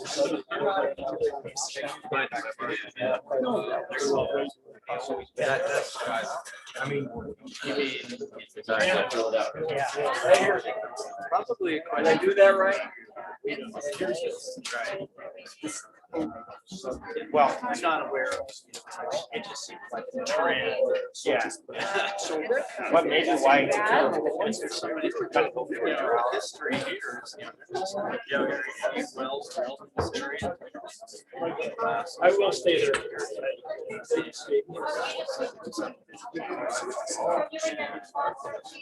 Well, I came yesterday and I'm leaving tomorrow. Yeah.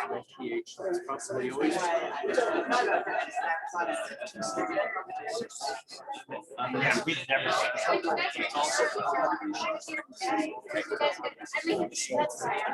No, you're fine.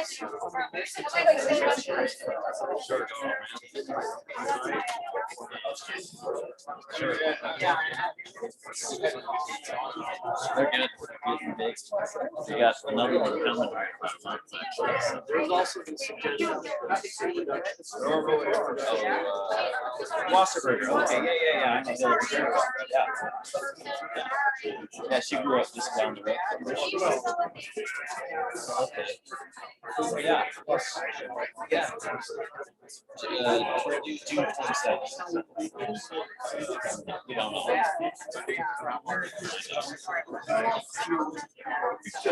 The boys will be June and August. But yeah.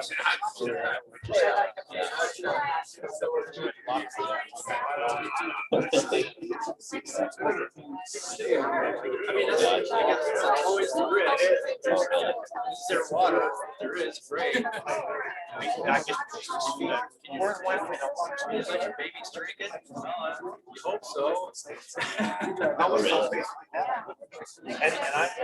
have one of my old college friends. Yeah. And she doesn't really talk much. Okay. She does keep signing up. You can tell she understands.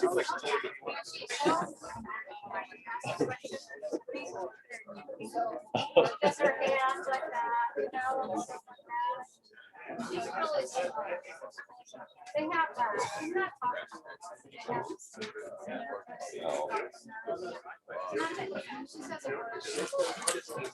Sometimes they just don't want to. My mom said I didn't talk till I was 3. So, and then all of a sudden, I just talked to the whole sentence all of a sudden one day.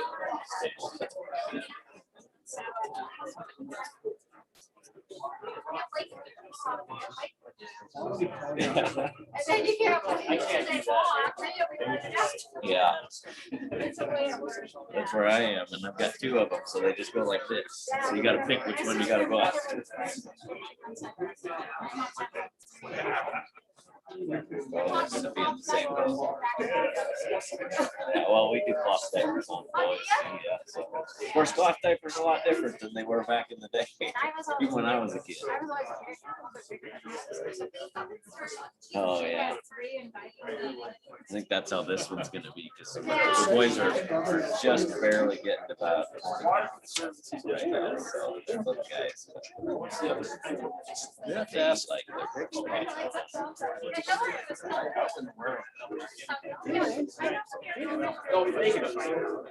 yeah. Okay, thanks, Janet.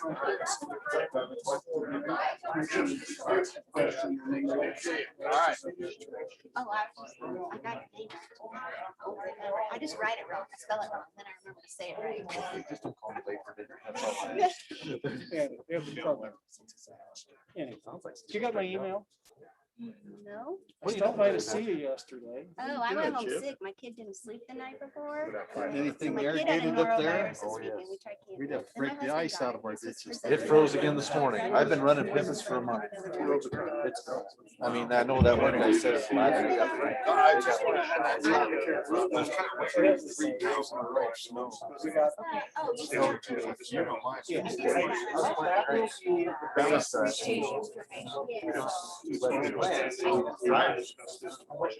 Okay. What's your? I don't want to break protocol. Just over sleep. Just over sleep. You got snow test.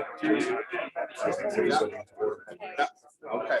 Just wanted to check. Thanks. Doing a great job. You're the catch for this chicken group. But you're doing all right. We'll try to keep it up.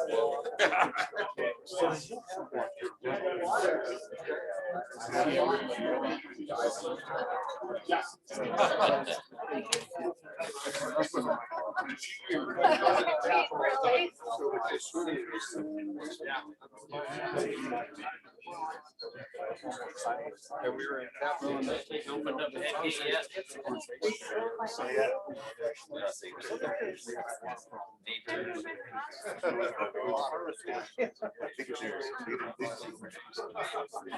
brought ours down. One of ours, we got 2. Third one, one of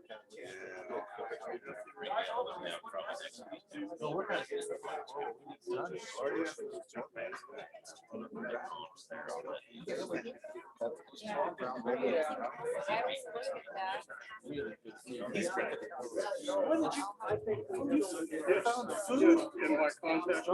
Let's find food. Food, black coffee. You know, no wonder you're so scared. You stand twice to catch shit. Yeah.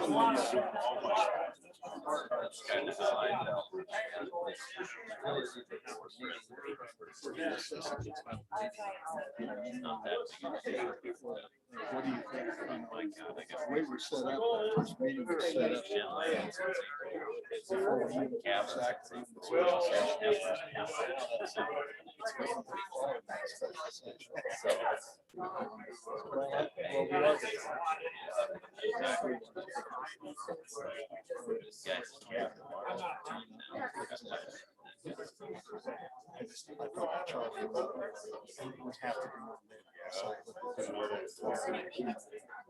So that we have. Special session. But then the necessity to have meetings.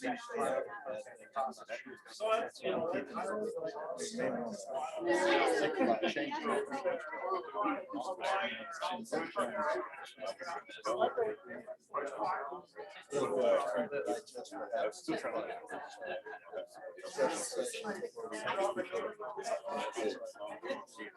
We'll talk about it. Bringing it Sometimes we would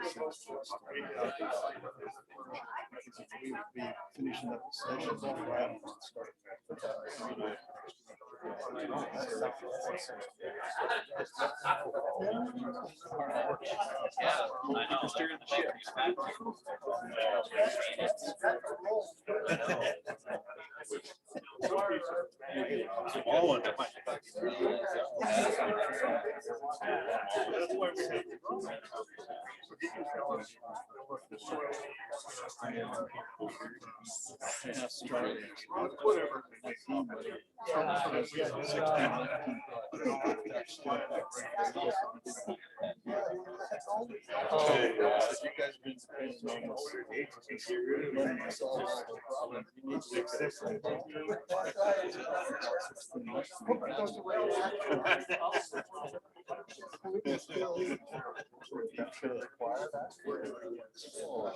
Yeah, that made me know.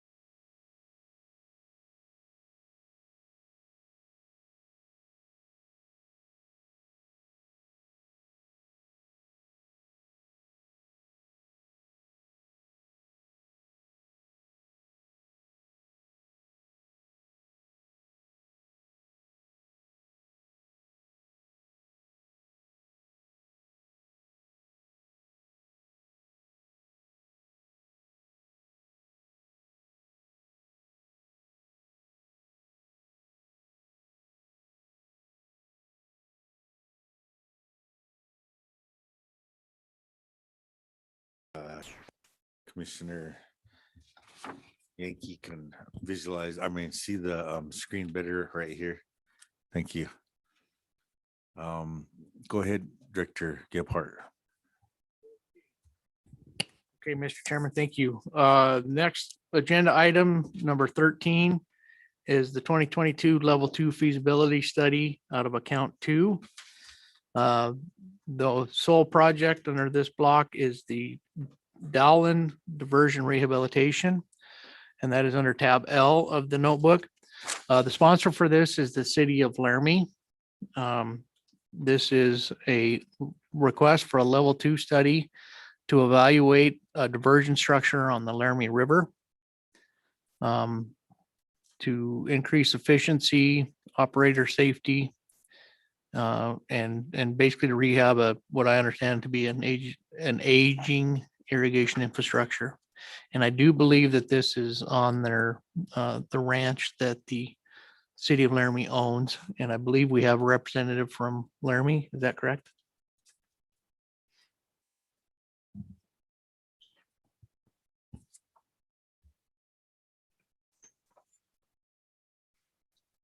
Please state your name and then.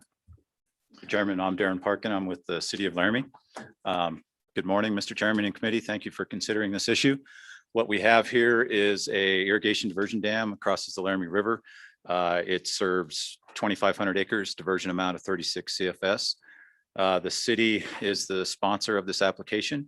It serves 1,407 acres on the city's ranch and also 2 private ranches.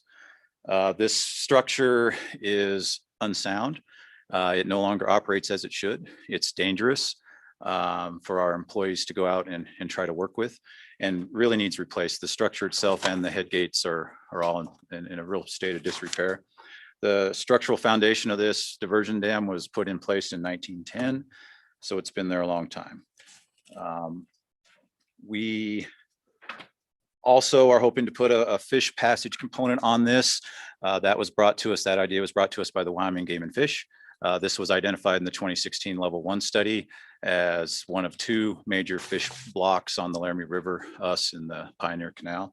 So at their urging and also following along with the Oasis Canal project that is downstream from us, we are applying for this Level 2 study to improve our irrigation efficiency out on the ranch for us and our neighboring ranches, and then potentially address the fish blockage problem as well.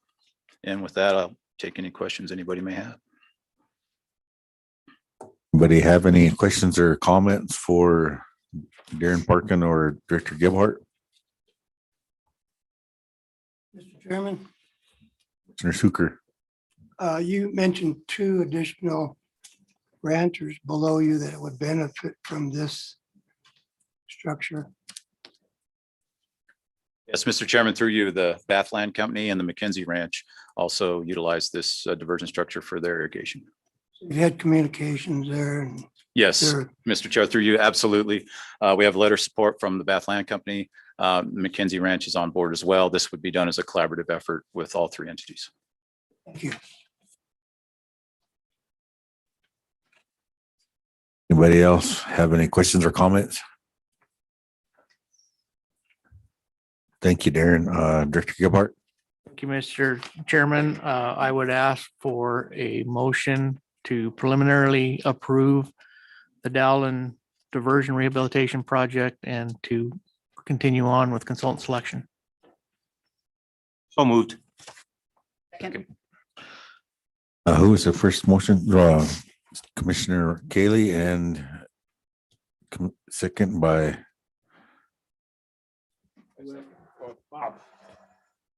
Bob Choma. Commissioner Choma. We have a motion on the floor. All in favor, say aye. Aye. All opposed, same sign.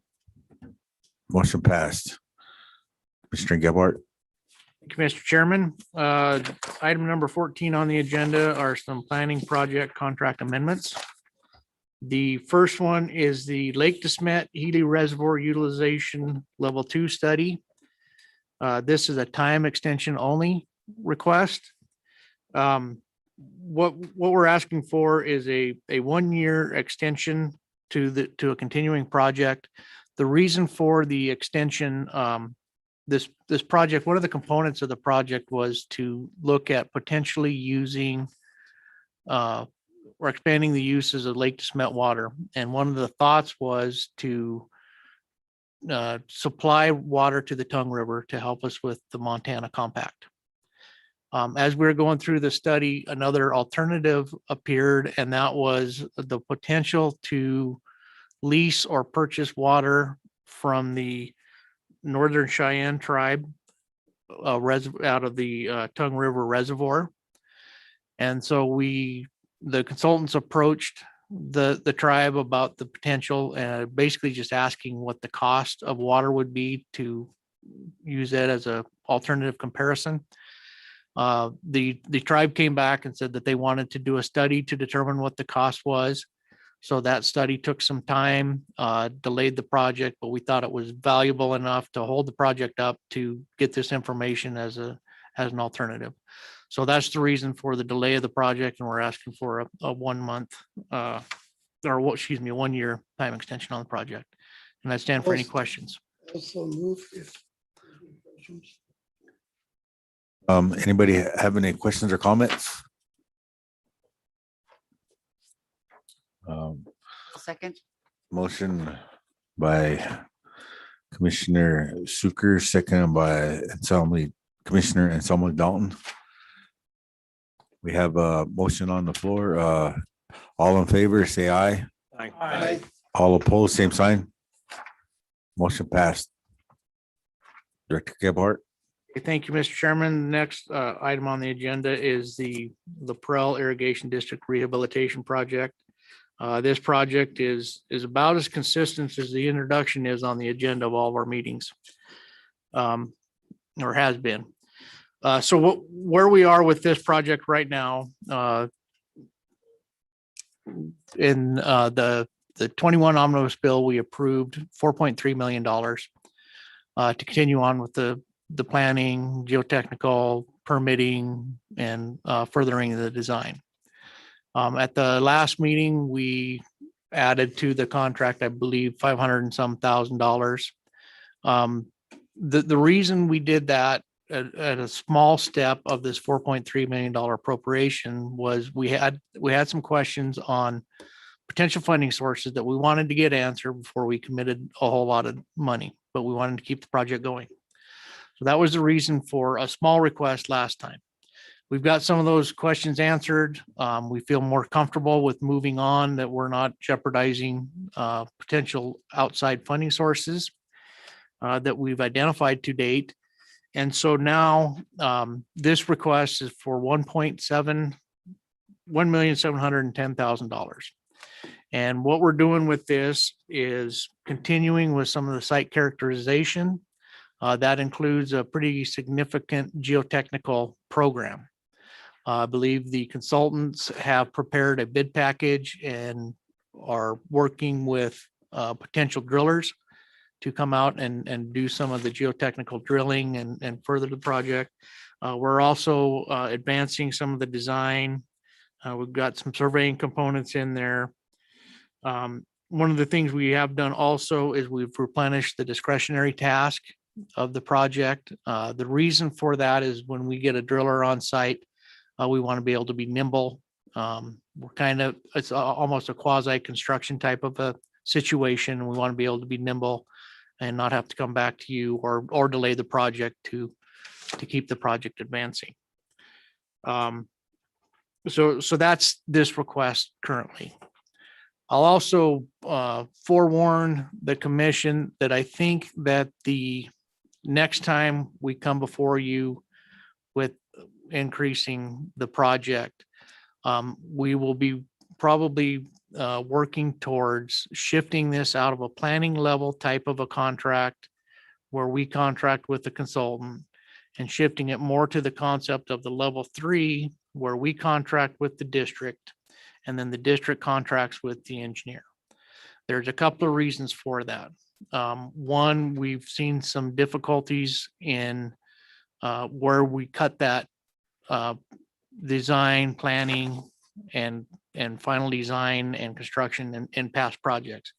But I think more importantly is as these designs advance, I think that the liabilities on the consultant are changing. And so there's concern for that. And what it'll do is it'll allow them to get out of our planning level contract language and into a negotiated contract with the district that the liabilities can be better defined. We can't relieve them of any liability. We can't take any contractual language on how we're going to operate it.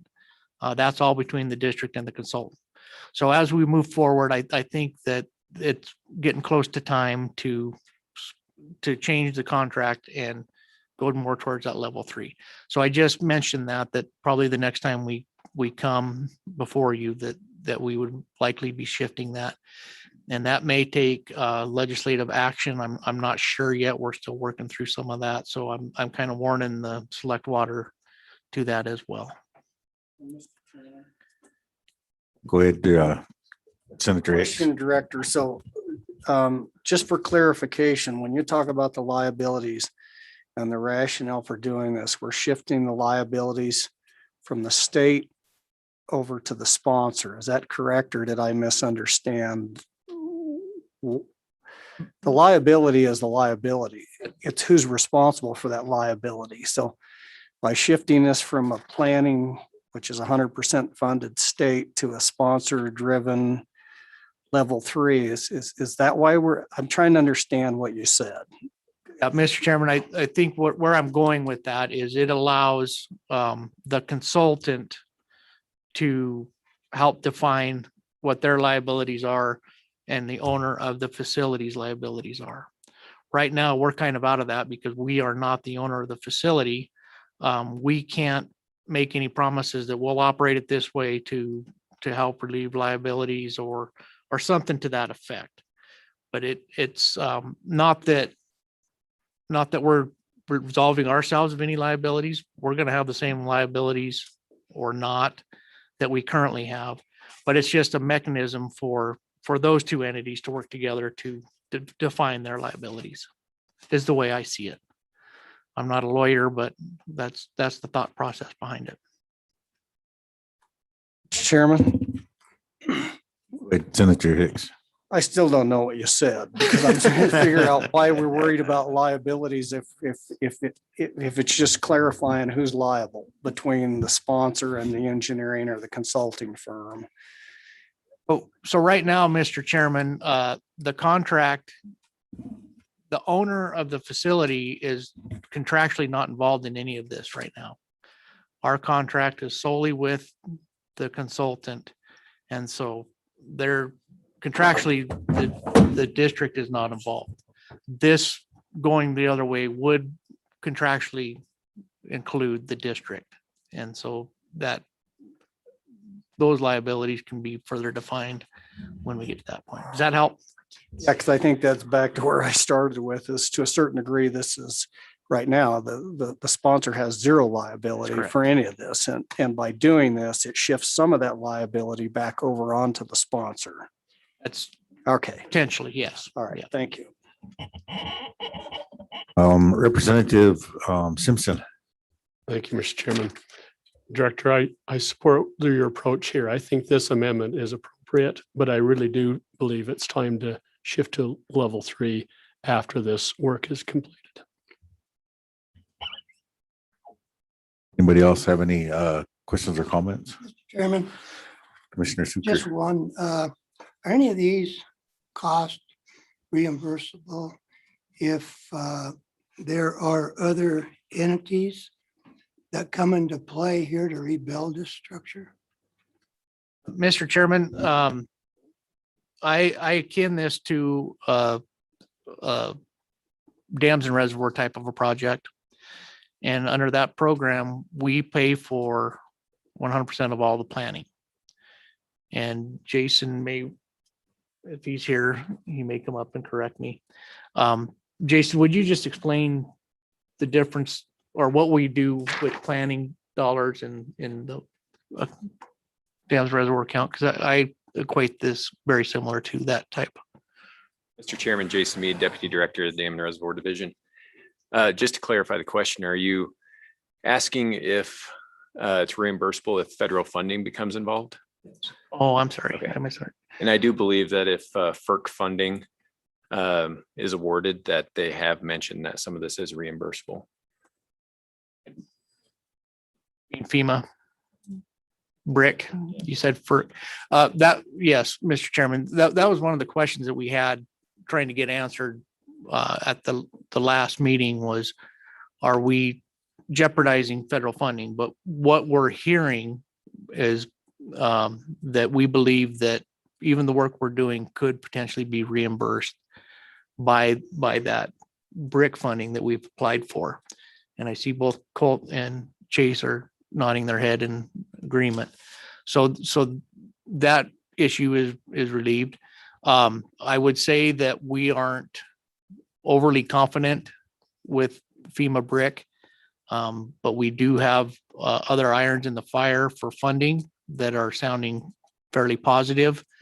And I don't think we would be jeopardizing that by continuing on the way we're proposing as well. Thank you. That clarifies my question. Sorry, I misunderstood the question. Sorry. And BRIC is what? Building resiliency in communities? Is that what that is, stands for? Yes, that's correct. Anybody else have any comments or questions? Director Gebhardt? Mr. Chairman, I would request a motion to approve the contract amendment number 4 in the amount of $1,710,000 for the Perel Irrigation District Rehabilitation Level 2 Phase 2 study. Mr. Chairman, so moved. Moved by Commissioner Little. Second. Seconded by Commissioner Yankee. We have a motion on the table. On the floor. All in favor, say aye. Aye. All opposed, same sign. Motion passed. Representative Larson. Simpson, sorry. Threw me there for a second. Thank you, Mr. Chairman. Abigail, Threw myself for a second. I need you to help explain something to me now. So the commission just approved an amendment that was over $1 million. How does that work its way back into the legislature? When will that come before the Select Water Committee? Will it be added to the omnibus bill, or help me understand that? Mr. Chairman, Representative Simpson, I might be able to help with that. This contract amendment is out of money that was already appropriated in the 21 omnibus bill. We appropriated $4.3 million. We just hadn't contracted that. So this 1.7 comes out of that 4.3 million that's already been appropriated and approved. It's just putting it into a contract is all it's doing. Mr. Chairman, I believe you still make a recommendation on the contract. So the money's been appropriated, but any time a contract's amended to increase funding or entered into, then the committee, Select Water Committee, can make a recommendation on that contract. Representative Simpson. There's no action on this item from the Select Water Committee. Are you suggesting we should have had an action here? Mr. Chairman, Representative Simpson, Chairman Simpson, yeah, we would ask the Select Water to make a motion to approve this as well, because it is adding money to the contract.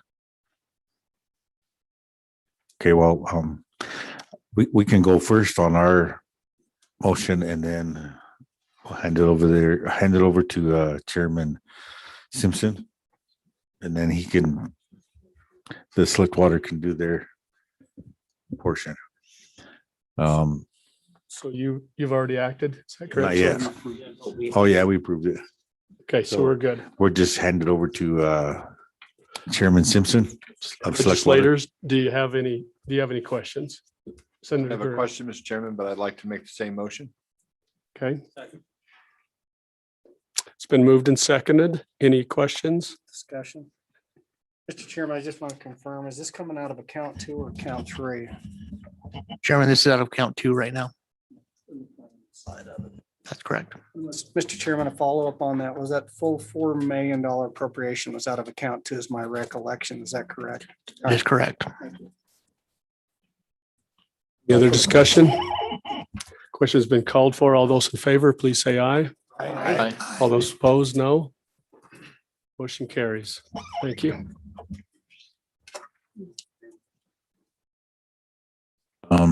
Senator Boner. Thank you, Mr. Chair. Just a quick technical question. We have to do something similar for that Lake Smith amendment as well for select water. It's in the same category. Just, I'm new here, so just a question. I don't think so. I'm not Mr. sure. Chairman, it's my thought that because it's only a time extension, there's no money involved in that, would not need select water. Okay. Does that answer your question? Yes, sir. Okay. Director Gebhardt. Okay, thank you, Mr. Chairman. The next contract amendment, this is for one of the University of Wyoming Water Research Program MOUs. This is a time extension request. The request is to extend an MOU for one of their studies through our program from June 30th, 2021 to December 31st of 2021. The reason for the request is this project needs lab testing. And because of the pandemic, the University of Wyoming lab shut down for a period of time. So they were unable to get the testing they needed and delayed the project. So this is a roughly 6-month time extension to complete that project to an existing MOU. And I would ask the Water Development Commission for a motion to amend the time extension contract to the MOU, excuse me. Anybody have any questions or comments for Director Gebhardt? Mr. Chairman, real quick, if we could have Senator Hicks. Director Kerr, what project is this that we're doing the time extension on? If we have that information. Your tab N in the notebook. And I've got it open. Go ahead if you're. Yeah. Mr. Chairman, the project title is Recycling Co-Produced Waters in Energy Industry for Economic Development. And then just to follow up, Mr. Chairman, so is the testing now going to be done at the university lab now that they're hopefully back up and running, or are they going to use an outside lab for the testing? Mr. Chairman, Greg Kerr, Director of the University of Wyoming Office of Water Programs. Senator Hicks, yes, they'll be using the university labs. They are now open and students are allowed to go back into the labs. So it's kind of a catch up now. And unfortunately, this is not the only project that runs into that, but this one is pretty lab intensive. So this is why he's asking for an extension. All right, thank you. Anybody else have, Commissioner Suker? You have time this fiscal year with the universities 1 month out, or are we even there to complete this study this year? Or is it allowed to go into next fiscal year for the college to be open? Mr. Chairman, they're open now for this type of work. So the faculty and students are back in to the labs and classrooms for the most part. So there'll be ample time for the remainder of this year for this project to be completed. Other questions or comments? Director Gebhardt. Thank you, Greg. Mr. Chairman, I'll also move the motion to allow the time extension. Second. Commissioner, what is it? Choma. And makes a motion, and Commissioner and somebody Dalton seconds. We have a motion on the floor. All in favor, say aye. Aye. All opposed, same sign. Motion passes. Thank you. Director Gebhardt. Thank you, Mr. Chairman. The next item on the agenda is the UW Water Research Program consideration of the 2022 RFP for the UW Water Research Program. Mr. Greg Kerr will present it, and I would ask both Water Development Commission and Select Water for action on approving this RFP. And I'd let Mr. Greg Kerr present the RFP. Mr. Chairman, Commissioners, Select Water, I'm Greg Kerr, Director of the Office of Water Programs at the University of Wyoming. I'm not masked, but I am vaccinated. So I see everyone's taken down the shields. Hopefully we'll get back to some normalcy. Since there are a few new faces that may not be familiar with the Office of Water Programs and the Water Research Program, and I'd just like to give a brief overview of what our program is. We're a cooperative program with the state of Wyoming through the Water Development Commission, the University of Wyoming, and the USGS. So we combine those for a cooperative program and use matching to be able to have three major components to our program. The first is to address water-related issues of the state and region through research at the University of Wyoming. The second component of that is the training of young scientists to move into the field of water, various areas of water. And the third component of that is to then have information dissemination. Sorry, thank you. Information dissemination to be able to get our information out from these research projects that address these water-related issues to various audiences that can use them both now and in the future. So those are the three main components of our program. Each year on an annual basis, we provide a request for proposals to the University of Wyoming to address water-related issues that are brought up from our advisory committee. Our advisory committee is made up of 8 individuals from various state and federal agencies that come up with issues that are prevalent in their areas and many of the areas combined. So this is our fiscal year 22 RFP that I'm presenting to you today. Our advisory committee met on April 30th and developed the new RFP that's available for you in your notebooks. As you can see, we start out with looking at one particular topic that was of interest last year, and under each of these topics are various issues and subcategories that are available to, in essence, have the faculty at the University of Wyoming be able to look at various areas that they may be of interest so that we can get proposals developed on these particular topics and issues. So the first one, protecting public health, this one remained in there from last year because of the various subtopics that are included. This one is hopefully we can build on current projects, and we have a couple of other projects that have been funded, 2 years ago, 2 and 3 years ago that are ongoing now. And these particular projects, if we can build and continue to get further information and work with the other agencies, this one is of main importance to the state of Wyoming. Within that category also is antibiotic pollution. This is becoming an issue, and especially DEQ is looking for information so we can kind of get ahead of the game and looking at what areas of the state may potentially have problems with antibiotics that are affecting surface waters. And so that's why that particular issue is in there. The second main topic of concern is the dam operation and sediment management and transport. Many of you from last year see that one continues to be in there. Hopefully looking at proposals that may build on the current water research program project that we have funded. This has mainly been focused in the Willwood area with numerous agencies, both federal and state, working on that.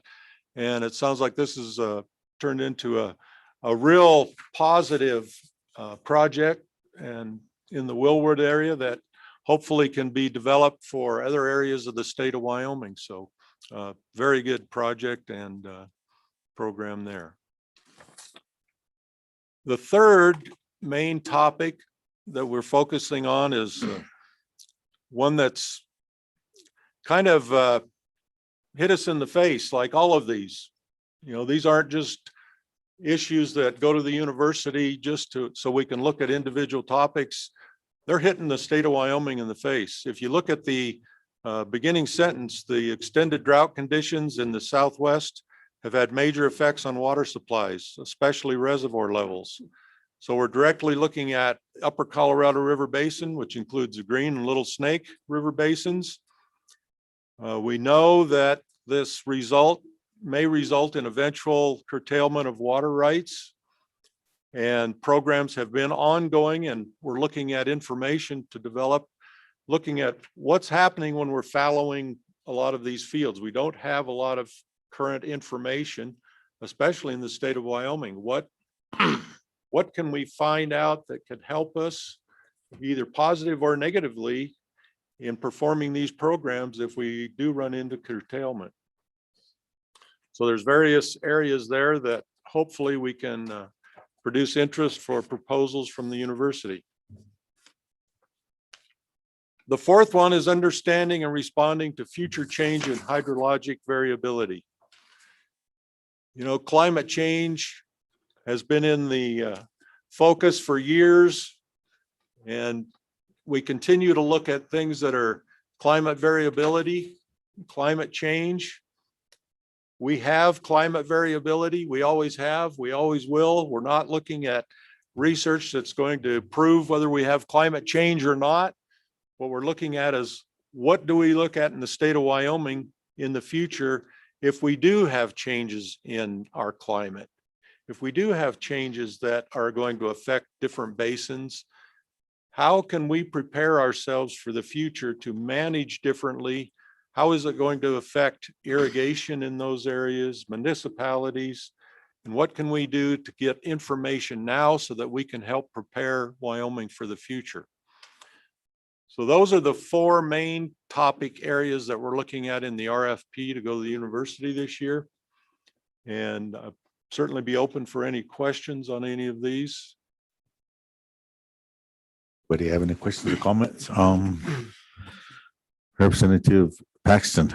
Just like to know, has there been any work done on the impact to watershed by the wildfires? Representative Paxton, in our particular program, we have not funded any in that area, no. We have not had that on our RFP in the last few years. Mr. Chairman. Yeah. Representative Eklund. Oh, this might be directed to Barry more so, but it's on the same topic of the amount of water we have left in Meade and Powell.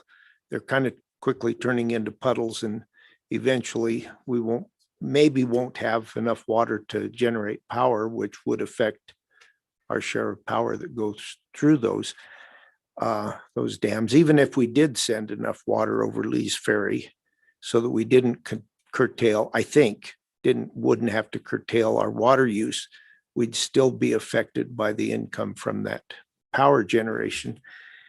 Has there been any been a look at what would happen if we used an airplane to target some of the storms that go through the Wind River? Right now, we don't target those things.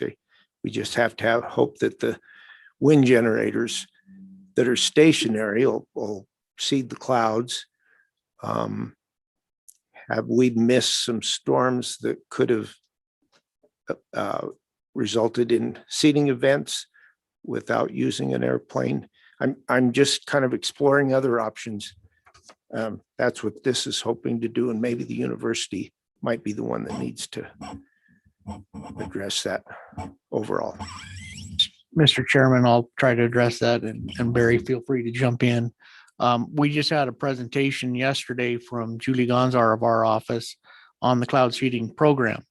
One of the things she did mention that what we're finding is to be more effective with cloud seeding, both ground-based and aerial targeting seems to be more efficient at generating moisture through that program. So that was mentioned that could be something that could be looked at, is adding aerial to the Wind River cloud seeding. That's a function of cost, but the thought is that yes, it would increase the efficiency of the program to do that. Does that answer your question? Yeah, I'm several questions is actually answered. Thank you.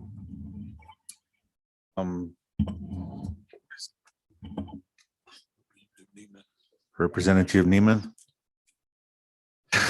That was making me, my last name's Nyman, but that's all right. Okay. Thank you, Mr. Chairman. Yeah, just don't call me late to dinner. that's all. Sorry. You're good. You're good. Thank you, sir. Appreciate it. I do have a question in regards to your understanding and responding to the future change in hydraulic variability. Is the university looking at any studies in regards to forest management, in regards to our downstream flows of our streams? I face a situation in Northeast Wyoming out of the Black Hills where one of the water rights that I have is directly impacted by the increasing number of trees that are now they're saying that we don't want to cut as many trees, that we're trying to reduce the amount of cutting that we're doing. And that is having a direct impact on my ability to be able to have the CFS that I have my water right to. An average ponderosa takes 450 gallons of water per day. And so my curiosity is the university going to be looking into doing any kind of research into timber harvest, better management and of timber in regards to water management and what we're seeing taken up by an increasing number of trees in our forests, taking away from our ability to be able to have the water that we need to meet our allocations on our pre-existing water rights. Mr. Chairman, Representative Newman, certainly our program does not handle all research at the University of Wyoming related to forestry and water areas. There's individual faculty members that perform research other than through our program. So certainly there could be research in that area. I'm not familiar with it now. Previously, we have had projects funded through the university that have addressed some of those issues that you've talked about. Currently, we do not have that in our RFP, and that's all that I can tell you right now as far as other studies that are going on. There possibly could be, but I don't know. Sorry, I butchered your name, but it's Nyman, right? Yeah. Okay. All right. It's all good. It's what it looks like. Senator French. Yeah. Do you look at the difference between irrigation, flood irrigation and the runoff versus sprinkler irrigation? The effects of no runoff there. Do you compare those? And Mr. Chairman, there have been studies in the past looking at flood versus sprinkler irrigation and the return flows related to that. We currently do not have any studies on that, but yes, in the past, there have been studies related to that. Mr. Chairman. Representative Simpson. Thank you, Mr. Chairman. Greg, thanks. I've got a question that helps us understand your purpose for being in front of us today. But let me first say, thank you for your years of service. You've been a rock for us at the University of Wyoming for many, many years. I hope you don't plan to retire for another decade to stay with us, but I sure appreciate you being there and supporting us. So you have in front of our handout today, you have 4 different topics, and you're asking us to approve an RFP. So help me understand that. So each year on the Water Omnibus Study Bill, we see a line item there for University of Wyoming Research Program. It's either one or two studies that we funded over the years. So what you're asking today is that you want to put out an RFP that has 4 potential subjects. And would it be professors and groups of professors that would actually submit proposals to do these studies? And then you're going to, after you get the proposals, you're going to prioritize them and come to us and ask us how many of those we want to fund. Am I getting that, the bigger picture correct? Mr. Chairman, Representative Simpson, you're absolutely right. Our process is, if we approve this RFP today, both the commission and Select Water, then I will release this RFP on campus in late August or first part of September. Proposals are usually due to my office October 1st. And those proposals hopefully will be related to these focus areas. But we also receive proposals that are looking at other areas that may become important in the state. So we collect those proposals.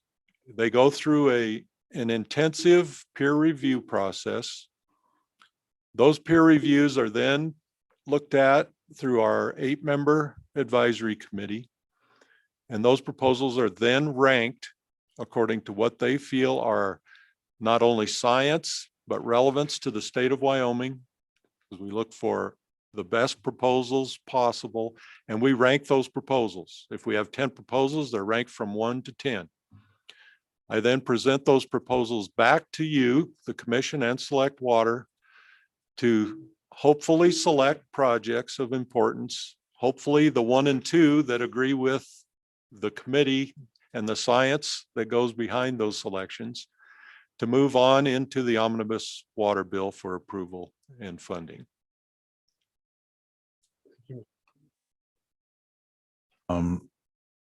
Commissioner Mr. Sucre. Chairman, Greg, you just answered my questions. The one other thing, where do those reports go? Do they come back to the commission for their filing on what you find, or where do they go from there? Mr. Chairman, Commissioner Sucre, those reports, we file an annual report with the commission. So those are on file with the commission. They're also on file. All reports that come out of projects are with the WORDS group, their data system. So they're available to anyone. They also go to the USGS. So nationally, they're available to everyone. So whoever might be interested, and some of these projects and the data and information from them from years ago, they'll bring them up in lawsuits. And specific examples are the Montana, Wyoming lawsuit. The Attorney General at the time thanked me for the projects that we had collected the information on. He said it was provided them with important information in the lawsuit. Without that, they couldn't prove that there was not interaction between the river and groundwater because of the data that we had on other projects. So they can be used throughout the years on various information to help the state of Wyoming. Thank you. Mr. Chairman, I'll just add that those are available through our website as well. Commissioner Yankee. Yeah, Mr. Chairman, I had a question for Greg. It's related to the second topic that you had on here, Greg, with the dam operation and sediment management. And in your discussion of that, you mentioned Woolwood Dam, and we just earlier approved a level 1 watershed study for Clark's Fork up Shoshone watershed. And I know from being on a tour up there that the Woolwood Dam is a real integral component that in that system. So I just wonder if there's any opportunity to link those two things together. Perhaps the watershed study could take advantage of some UW research. Would that be a possibility? Mr. Chairman, Commissioner Yankee, yes. I believe, and if you look at this dam operation at the end of that, it lists the project that we've funded.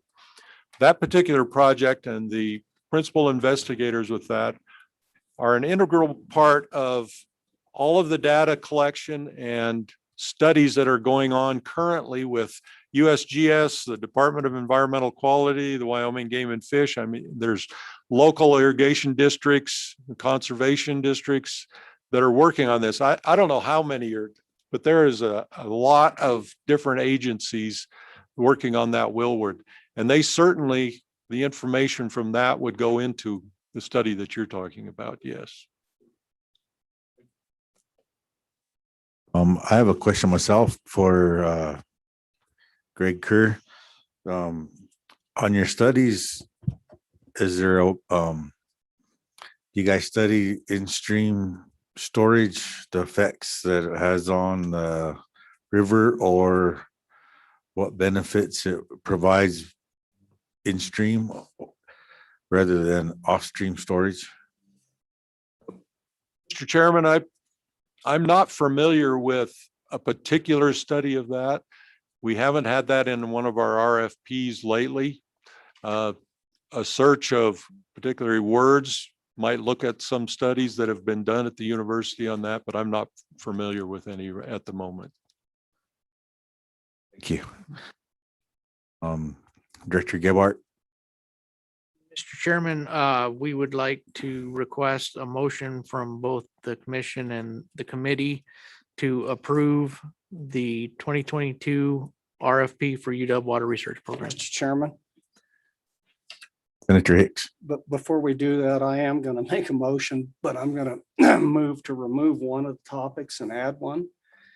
And I'll explain part of my rationale. Historically in this program, it started out as a block grant to the University of Wyoming.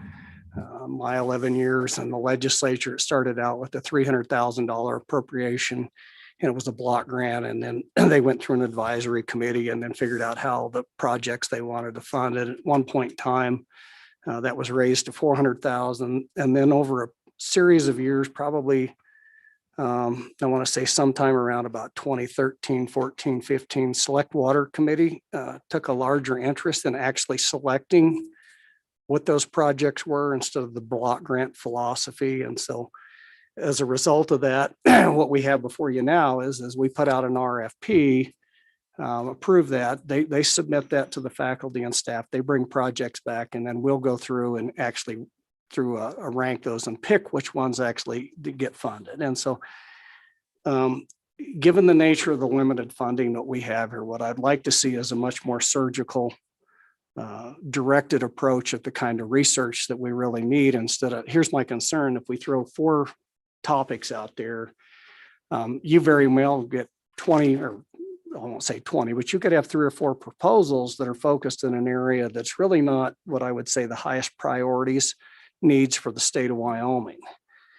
And so I think if we narrow the scope of what the RFPs are, instead of a salad bowl, let's just pick what few things that we want in the salad and then send that back to the university. But I think we also need to take into consideration economic considerations as to where we want the research to drive the economy of Wyoming in the future, and be able to maximize those resources at the University of Wyoming to give us the technology to move the state forward economically.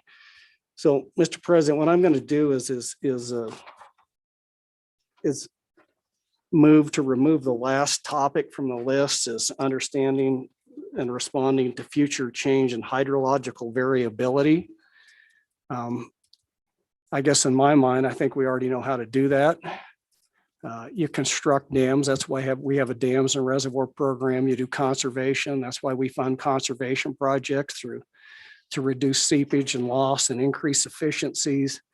So in the face of declining available water, there are certain things you can do. You can store it for carryover. You can increase your efficiencies.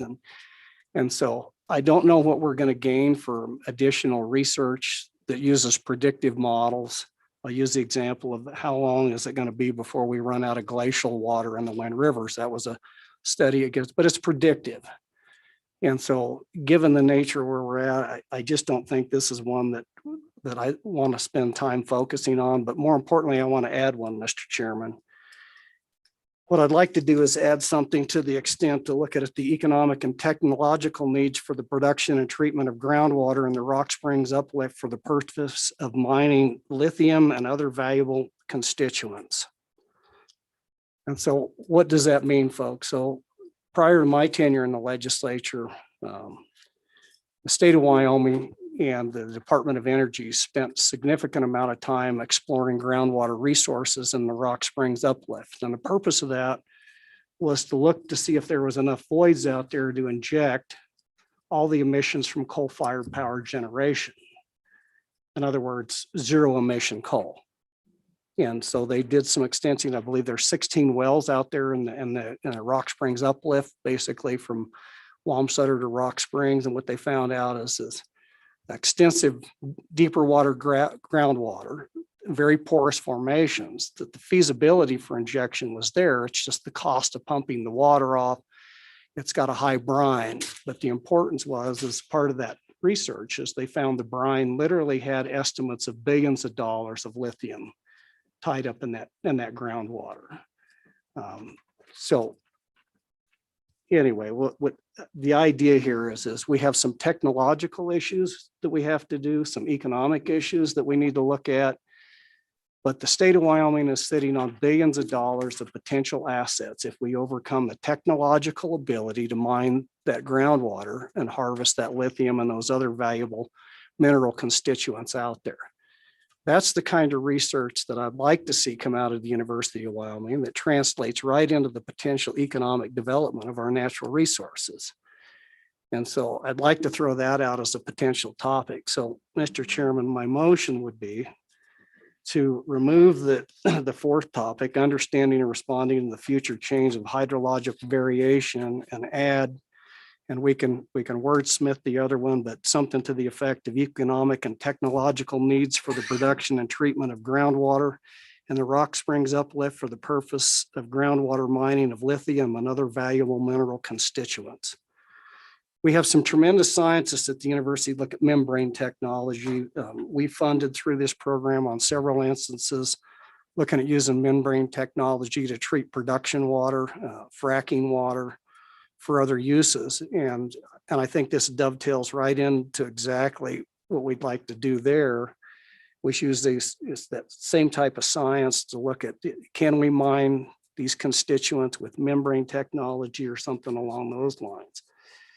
But I think this is a much more valuable component of research that we'd like to throw out there, and knowing the history that we do have scientists at the university that have looked at this type of thing with production water. Let's have them take a look at being able to mine that groundwater for these valuable minerals like lithium. So, Mr. Chairman, that would be my motion to the RFP. And I don't know if you want to take that now or if you want to move this and then I'll make my motion, or how you procedurally want to move forward with that. But I'd like or to discussion. I'd like to ask Greg if he has any issues with or any comments. Mr. Chairman, my only comment is I'd hate to see one of the topics removed, even though it's a broad topic. We don't know what we'll get from proposals. I'd rather see a filtering of the proposals when they come in through our review process and through the committee and the commission. And certainly we can add another topic into the RFP. I think 2 years ago, we had a discussion about this same topic, narrowing it down to areas, which we tried to do last year and this year. We have had one study in the past specific to looking at rare earth minerals and lithium. And so it's out there. The filtering you're talking about, yes, with co-produced waters, we may very well get proposals in the area that you're talking about. So I have no qualms whatsoever about putting another topic in with but I'd hate to see taking one out that our advisory committee has felt that is important to the state and the various issues that are under it at this point, and kind of directing our research more to something that would be limited, I think, for the proposals that we would receive on looking at that. So. Commissioner Cott. Mr. Chairman, I agree with what Greg said, and I understand the importance what Senator Hicks has stated. Certainly for Southwest Wyoming, the mineral issue, the Rock Springs uplift is in Sweetwater County. The county has looked at that extensively with the state, and it is an important topic. Also, this hydrologic variability for the entire state, but especially for very arid regions is, water is life, and understanding how that is going to change in the future is very valuable. And even though it would cost more, I guess I see a need for both. And that's, I'd hate to remove this one, but I do support the addition. Representative Ekman. This one would be for Abby, I think. So we're kind of branching off away from water development somewhat and into some other types of development. Can we add this without or add it somewhere within where we have water development more as the topic? I'm curious as to whether this is the right place to be doing it. I love the idea of generating a valuable resource and money for the state of Wyoming. I just am not sure it should be under water development. Can you help me? Mr. Chairman, procedurally, I guess the commission and the office can send out an RFP to solicit projects. The committee the office's protocol on this involves the committee and takes recommendations from the committee on what goes out in the RFP. The committee's role then is when the projects get funded and whether the committee wants to put those projects to the full legislature to be funded. So that would be a vote later on in the year as to whether you want to include these in the funding recommendations that go to the legislature. Whether you think it's outside of water development or not would be a personal decision at that point, but the committee does have a role in the RFP. So, Mr. Chairman, I think what our legal counsel has said is we can make a recommendation at this point in time. And that's all it would be a recommendation to the commission. At that point in time, given the idea that we will at some point in time select water when these proposals come back, that becomes the time when we say yay or nay as select water. So at this point in time, Mr. Chairman, I don't have a motion, I have a recommendation. Mr. Chairman. All right, thank you. Chairman, I think Senator Driscoll. Senator Driscoll. A few comments and thoughts on it. As far as being appropriate to water, I can tell you 100% this is more appropriate to water than probably 80% of the topics you've done. The byproduct off the lithium is millions of acre feet of water.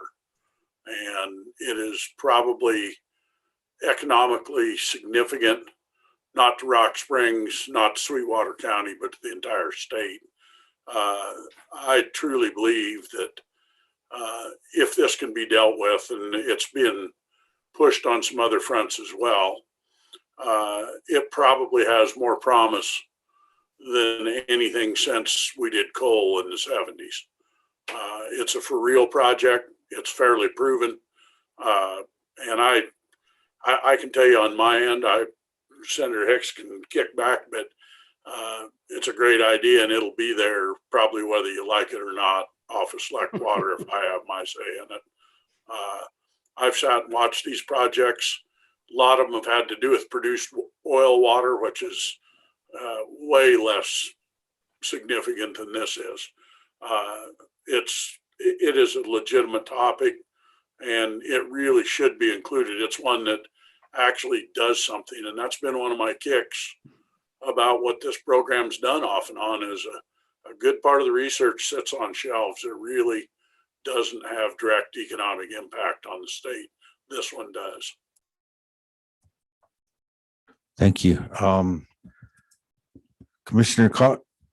Just one other comment, and having looked at the topic of lithium myself, is the Wyoming Geological Survey did a study on rare earth minerals for the state of Wyoming. And that would be, I think, an important study for us all to take a look at. Just a comment.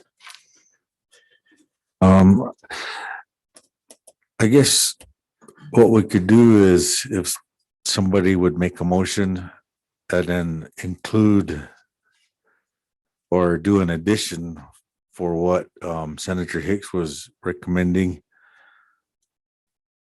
to what was here for our request for proposals. Does anybody have a motion that would be similar to that? Thank you, Mr. Chairman. I would move that we include in the list of topics Senator Hicks' proposal to study, doing studying the Rock Springs uplift and the membrane technology, and how to extract the water to potentially get to the lithium and other, other beneficial uses, something like that. Also. Yeah. Second. Motion made by Commissioner Salmi Dalton and seconded by Commissioner Cott. We have a motion on the floor. All in favor, say aye. Aye. All opposed, same sign. The motion passes. Thank you, Greg. Kurt. Chairman, I do have one question. In a write-up for this additional one, would Senator Hicks be able to provide that so we can include that in the, or I can work with you to produce that? Thank you. That's great. Mr. Chairman, how quick will you need that, Greg? We have time. This is fine. I can talk with you later about some timing and Would invite anybody else that wants to participate in developing that RFP. I can send that out to the entire commission and the select water committee for input into that. I would welcome any input that anybody might have on that. But I will draft something up and then send it out to the commission through the director's office and select water with our staff as a draft, Greg, for review, just to make sure that everybody has a chance to weigh in on that. Mr. Chairman, that'd be good. Thank you. Chairman Simpson. Okay, Mr. Chairman, Select Water Committee.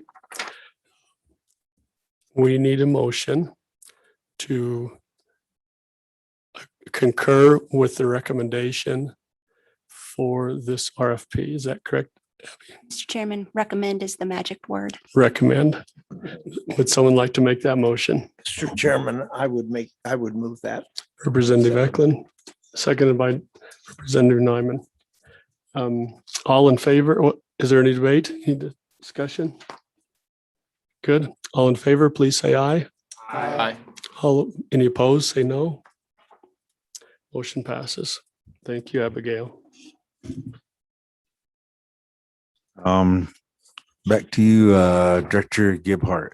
Thank you, Greg Kerr, for your input. Mr. Chairman, we're getting close to lunch, but looking at the agenda, what we've got is the next agenda item is a contract amendment, followed by public comment, and then discussion on the future meetings schedule. Beyond that, all of the action for the remaining items is solely Select Water Committee. So my proposal is to continue on at least through agenda item 18, which I believe will go very quickly. And then I think the commission can either adjourn at that time or remain in session in case there is discussion that you would like to have with Select Water. I will leave that up to you at that point. But my recommendation or my suggestion is if you guys want to do lunch, that maybe we power through these last couple of select or commission meeting agenda items and then break for lunch if that's what you choose to do. I think we can go ahead and push through these last few items and then the Wyoming Water Development Commission, we can adjourn at that time. And if any other, the commission would like to stay for the select water for informational purposes only, I think that or comments, I think that would be something that we can do. Do you agree with that, Chairman? I do. So we're talking about working through item 18 and then breaking for lunch. Correct. Okay, sounds good. Do we need a motion for that? Okay, we'll move forward. Go ahead, Director Gephardt. Okay, thank you, Mr. Chairman. The next item is item 16. This is a construction project contract amendment. This will require both commission and select water committee action. This project is the Middle Piney Dam reconstruction project. Where we are with this project right now is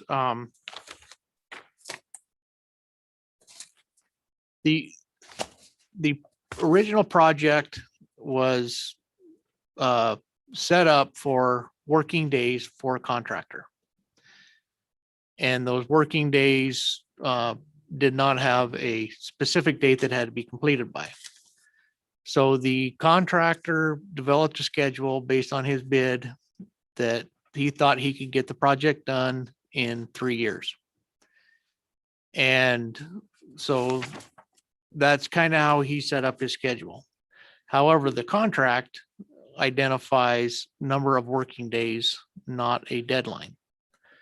So the project has been slow.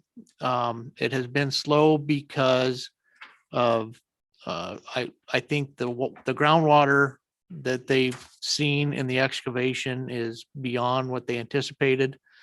The grouting program for the foundation has been increased because of the groundwater. It's pretty substantial, the additional grouting. And so the request in front of us is from our construction administrative consultant, who is it was formerly Wank, is now purchased by Stantec. So part of this amendment would be to change the name, but also to provide them some funding because of the, I guess, extended construction. When we were presented this, we had some discussion about why are we extending it? We still have working days left in the contract. And so what we have presented here in front of you is kind of a reduced version of what the request was. And it was based partly on there are still contract working days left on the contract. So the opinion is that some of the work should have been counted towards the working days. When we do ask that they coordinate their construction administration schedule with the contract schedule. And so where we kind of differed is that concept that it's taking 5 years when it was really planned to take 3. However, they have not exceeded the working days. So what we kind of went back and forth with on is we have identified some of the things that we think that they may have shorted themselves on in the original proposal without knowing. When they develop these proposals, they're typically in advance of when the contract is bid. And so we realize that they may not know everything. So that part of what we have accepted as we think as eligible expenses. And so I guess to get down to the meat of it, what the request in front of you is an increase to the construction administration budget for Stantec in the amount of $681,000. Breaking that down a little bit further, under tab P of the project notebook, is a listing of each task that we're talking about. So I'll kind of step through that. So the first task that we would request increasing would be task 2, that's construction management. We felt that there were some eligible expenses in there because they assume that when we think about construction management, the project management, a lot of that in this task has to do with folks in the office who are overseeing it, and they have a certain amount of days that they have to work on. If the project's going, they're working on it. And so that one we see as, yeah, the contract's going along. Where we kind of differed is kind of in task 2, although there are an increase in that task of 200, or task 3, excuse me, of 208,000. The original request asked for additional, we'll call it RPR services, and that's on-site inspection time. And we kind of differed in our approach with the consultant on that because we felt that there are still working days left on the contract. The plan should have been to be able to inspect the work that was done under the contract. And so I'm having trouble explaining that, but on-site work, we felt like that should have been taken care of within that 300 days, whether that was done in 3 years or 5 years, that on-site stuff. Where we are in agreement with on adding costs is there's additional travel, there's additional per diem, additional costs associated with just being out there longer. And so that task is requesting 208,000. So those are the main 2 changes. We've also requested a replenishing the discretionary task to 200,000. Again, this is to deal with unforeseens as we develop it. Say, for instance, that we issue a contractor change order, and that increases the time that the consultant would be on site. So if we extend the contractor time, we need to extend the consultant's time. So that would help us be nimble and use that. The next task item is 8. This is an additional task. As I mentioned, the grouting became quite a bit more than I think was originally planned. It's a complex site. It's a landslide. So the grouting program develops, the identification of additional water kind of led to the additional grouting is on that as well. And so what's been proposed to us and we've kind of agreed to is we're at a point now where we're going to let the yellow iron go, start building the dam. We've up to this point, we've done a heck of a lot of grouting and a little bit in a little dam building. So now the consultant has recommended that we shift the grouting, stop it, go with construction, and then use the piezometers and the instruments in the dam when it's constructed to tell us where we may need additional grouting rather than guessing now and grouting. So what this task does is it allows for that future grouting that if we would need it, and allows the contractor to get in and do the work and then come back and grout later. And it's not a significant cost increase to the grouting because you're not going through that much more material. It's not that tall of a dam. And it was a pretty good recommendation we felt from the consultant. The next task, task item 9, that was a request of the office. Because of all this additional grouting, we are asking for a report, a grouting report. We've given them an idea of what we would like to see out of that report. So they priced based on our recommendation of $51,000 for that. So in all, this total request is for $681,000. As far as the project appropriation, we currently have unobligated money in in the appropriation, an amount of $1,865,000. So with this request, if it were taken out, we would still have an amount unobligated of $1,184,000 in the project. So it's not an increase in the appropriation, it's just an increase in the consultant's contract. And I'd Thank you. stand for any questions, and if need be, the consultant project manager is with us and he can stand for any questions as well. Mr. Hicks. This was a bid contract, right? As I understand it, they bid to do the work. The contractor, Um, the consultant. Well, so is this money going to go to the contractor or the consultant or both? This money goes to the consultant. Goes to the consultant.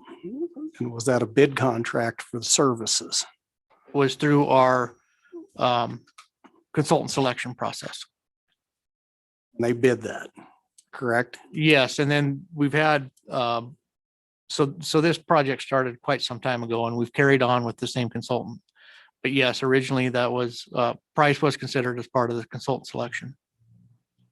Mr. Chairman, I guess where I'm leading with this, I'm a little concerned when somebody bids a project and then comes back and says, well, it's taken us longer, unexpected delays. That's why you go through a bid process anyway.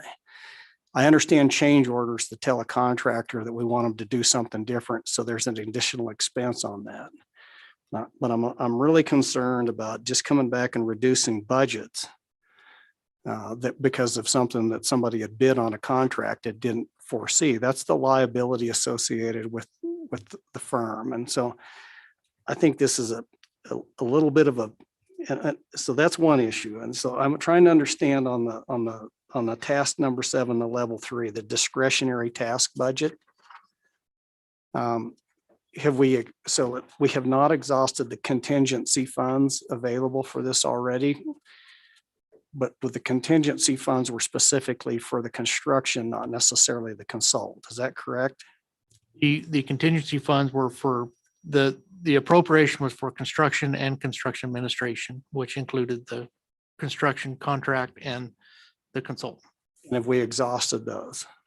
No, we have 1.865 million left in that appropriation that's unobligated. That's that 1.8 is the contingency funds. That is correct. Okay. The discretionary just puts it into a contract that allows us, rather than coming back to the commission and select water for a contract amendment, allows us to utilize that money for eligible expenses without having to go back to the body. And Mr. Chairman, just to follow up, so those discretionary things would be things that we haven't foreseen or was a oversight by the consultant to take that into consideration in their original bid. And now they want to come back and seek additional funds for something that might have been an oversight on their part. I wouldn't say maybe oversight, but what I would view that as is potentially, like I mentioned, if we do a change order for the contractor to extend his time, we can use this discretionary task to cover the consultant's time for that additional work. Or if we were to ask the consultant for additional things or services, we could use that discretionary task based on our request to them.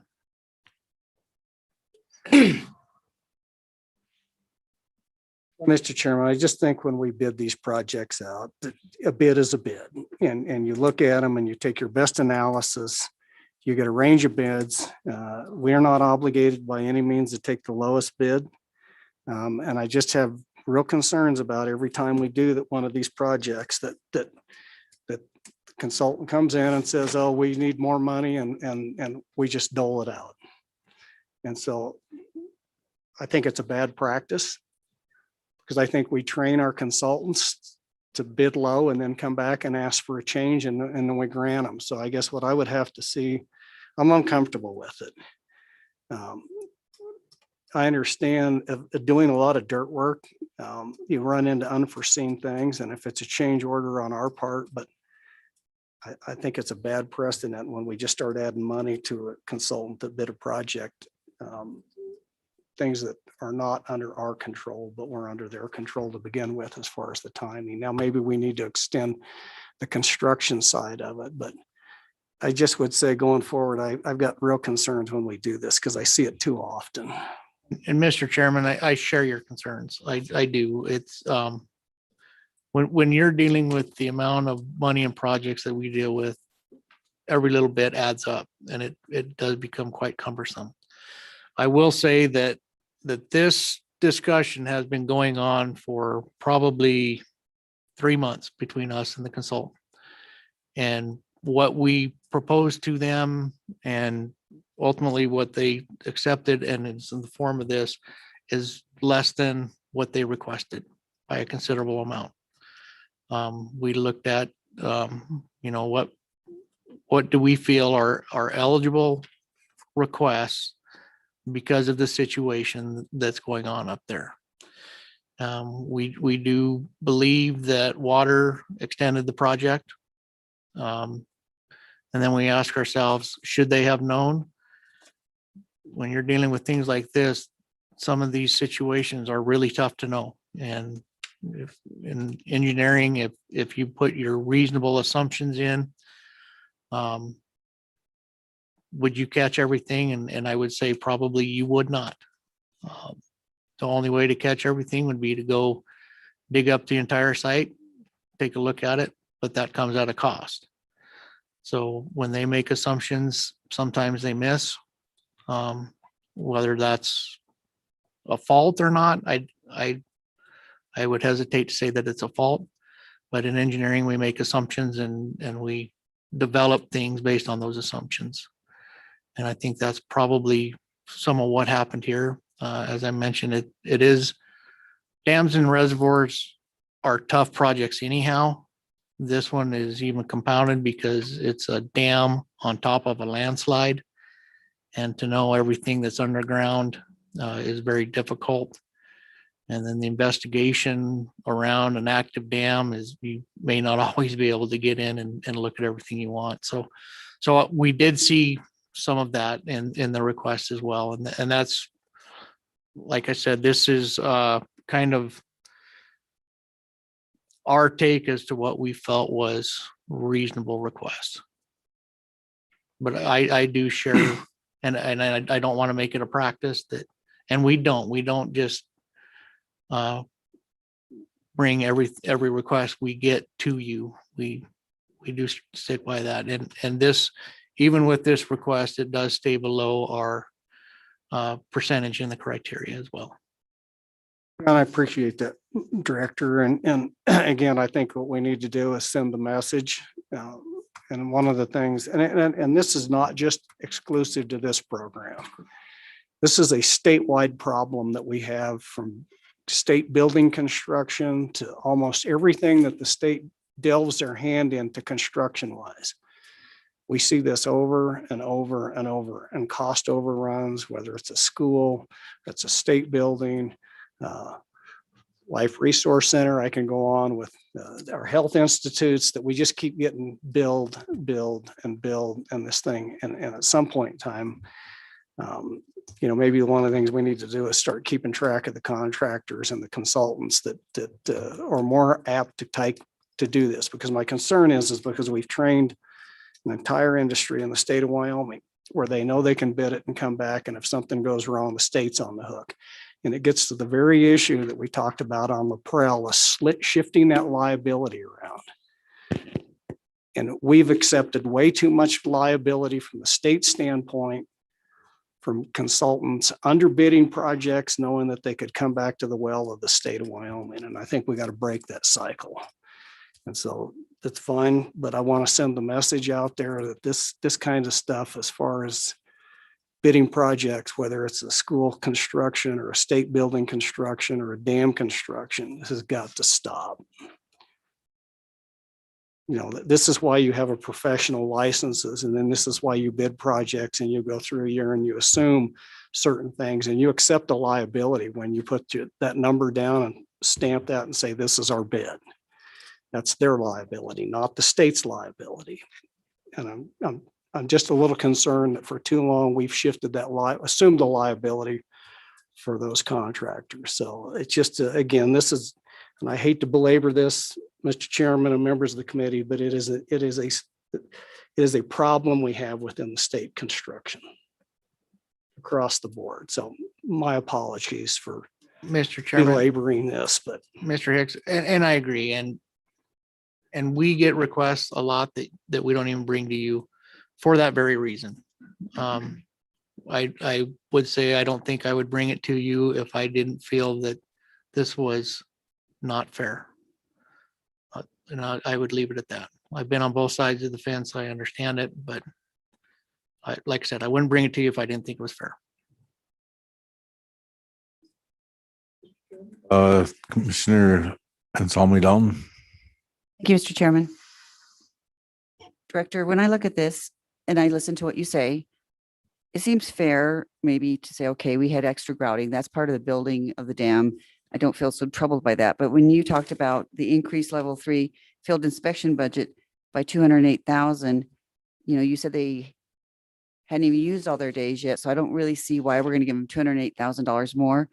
And to increase the construction management budget because of their delays, I have concerns. I mean, you can drill a bore into the ground and see where the groundwater is. And maybe it was hard because, you said it was on top of a landslide, but I'm in the hotel business. And when I built my hotel and they came and said to me, hey, this is our change order, where you want to charge you this much more to do this or that.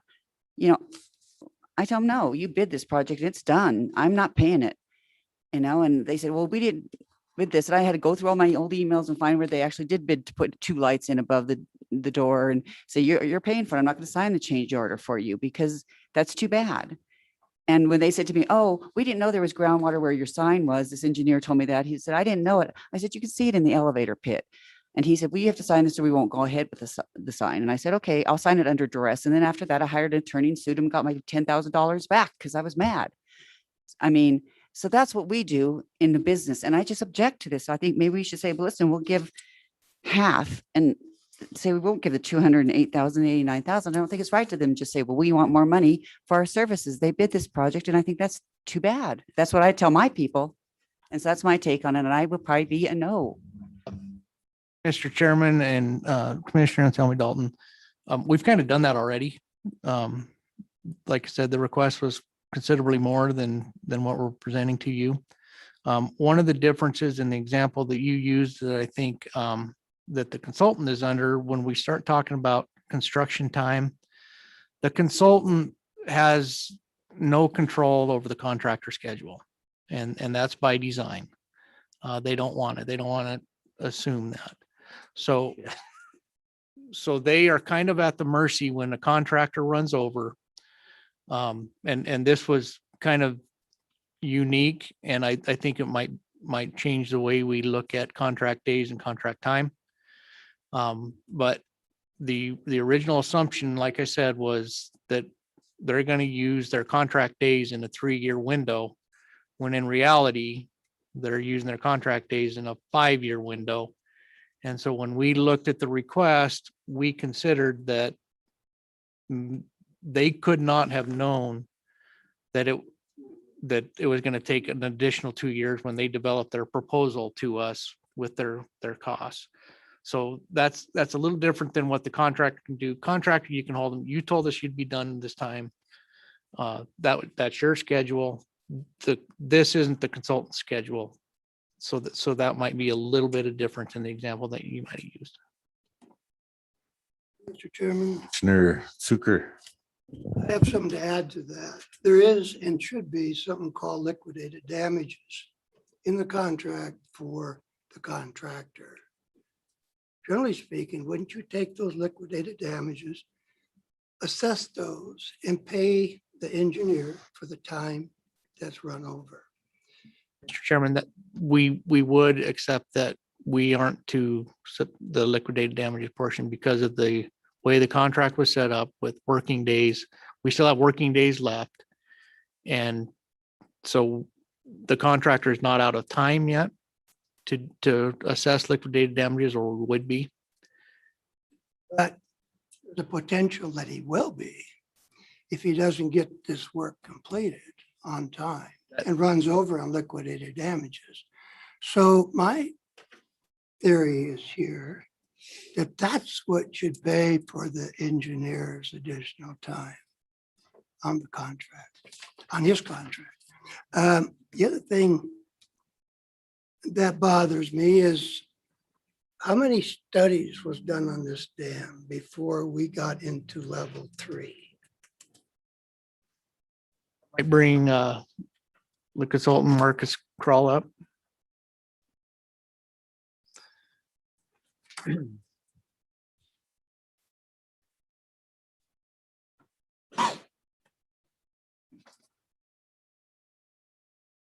I guess were they involved or who's involved in the first one, if there was one? Mr. Chairman, Marcus Kroll, Wank Associates, now Stantec.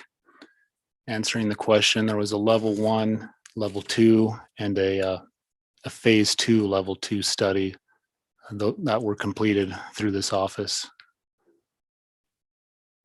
With those studies being completed, how much geographic work or soil analysis did we do? Was it sufficient at the time? And is that why we're talking about what we're talking about today? Mr. Chairman, there was a geophysics analysis that was completed as well as a geotechnical exploration program. Level 1? Level 2, I believe. And were those sufficient in your opinion?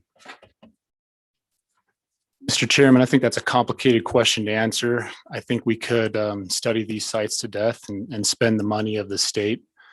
But clearly, now that we've opened up the site and proceeded with the grouting program, we've learned a lot more about the geology and the chaotic nature of that foundation. I think that's an important review because yes, I agree. You really don't know what's in there. You can put the money up front. You can do a study that's intensive and spend the money there or take the risk and add to the project if it's unforeseen items that may be there. And I understand that. But I think I got to agree with some of the comments that was made. That's an awful lot of increase for construction management budget. I believe that. But anyway, that's what I wanted to ask. So our studies were conducted. We just didn't go far enough, in your opinion, to determine the full analysis of that groundworks. Mr. Chair, I'm not sure I can say if they were far enough or not. I can certainly say we've learned more about the site now that we've entered construction. Thank you. Anybody else have any questions? And what was your name again? Mr. Chair, Marcus Kroll, Wank Associates, now Stantec. Commissioner Cott. Mr. Chairman, I'd like to ask a question of our director. How have we addressed similar situations like this? Where we've had surprises in the geology or in other projects? Mr. Chairman, Commissioner Cott, it's kind of a standard that we will do contract amendments for change in scope. And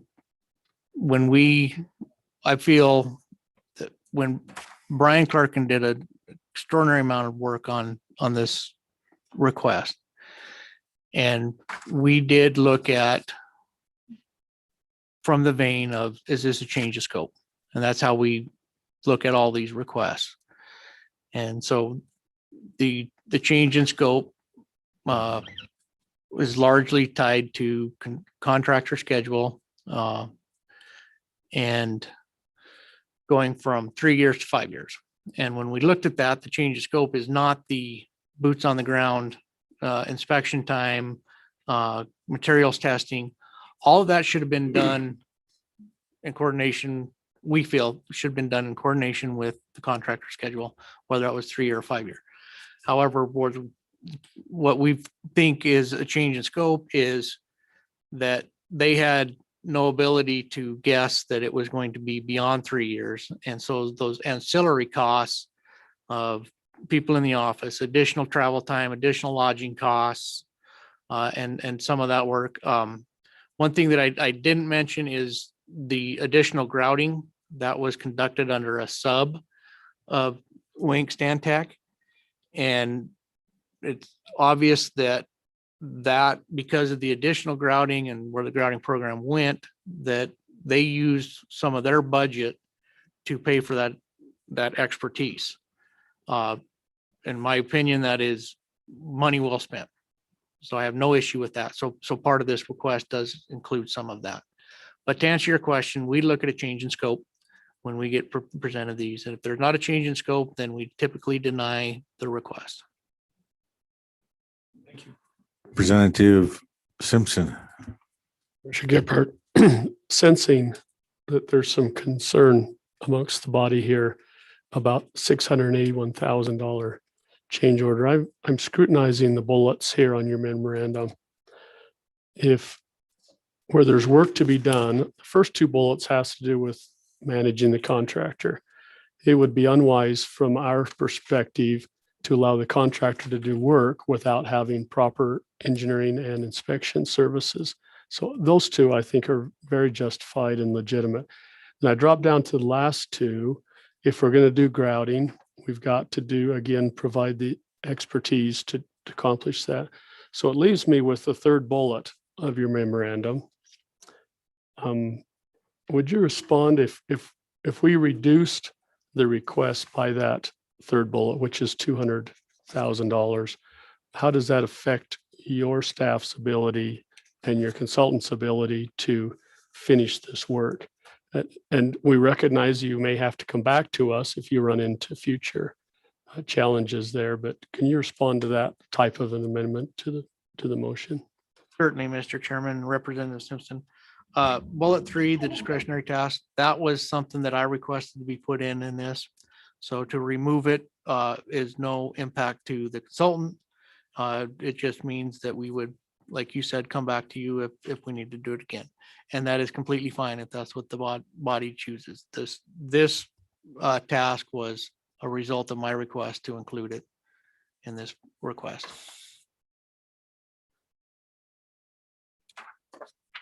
Anybody else have any questions or comments? Mr. Chairman. So Representative Eklund.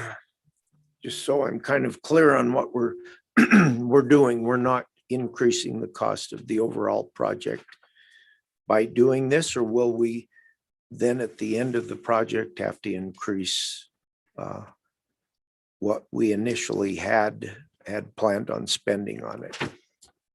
Mr. Chairman, Representative Eklund, we have money appropriated, so it would not increase the money that's already set aside for this project. We have an additional 1.8 something million dollars in the account already, just not contracted with either the contractor or the consultant. So it's not an increase to that, to the total project budget that we have. It's just an increase to how it's contracted within that budget. That makes sense? I guess a follow-up, Mr. Chairman, and at the end of the project, we won't be asked for an additional appropriation to cover. Because I'm confused as to where we're going to end up on the project, because we can't, these overruns are really, really tough for the state to come up with money on, especially the way we've had cuts to the water development program. So Mr. Chairman, that's a good question. And I will warn you, we've already got discussions ongoing with the contractor for the same type of issues. So that could potentially be coming. So to answer your question, we don't know what the end cost will be, but it would have to be done by change orders. So right now, we're progressing down the road that when we're done, we have, if this were approved, $1.2 million left in the account.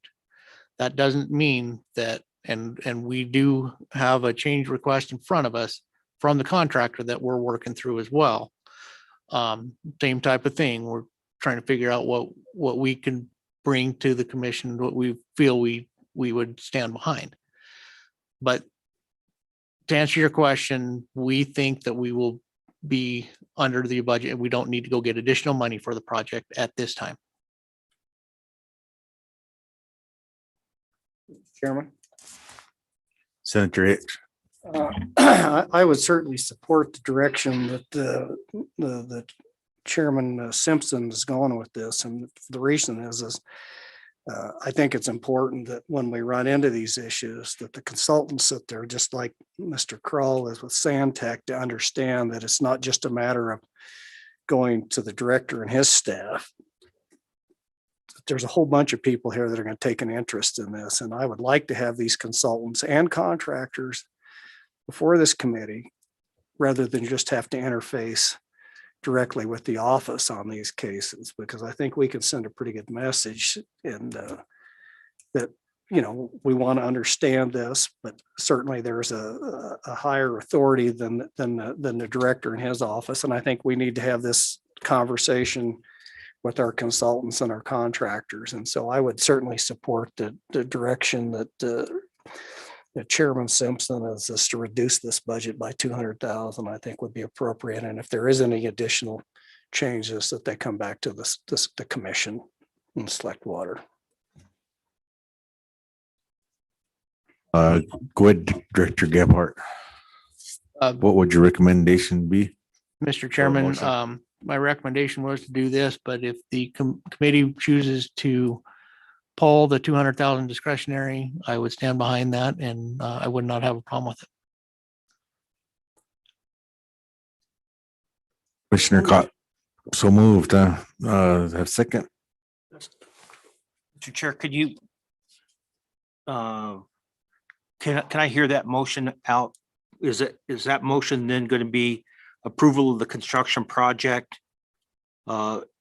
But we're removing task 7, which is 200,000 for the total of $481,000. I believe so. If that reduction of 200,000 comes up with the sum that you stated.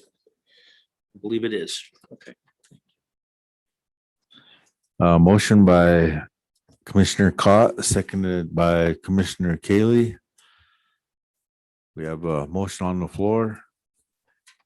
All in favor, say aye. Aye. Aye.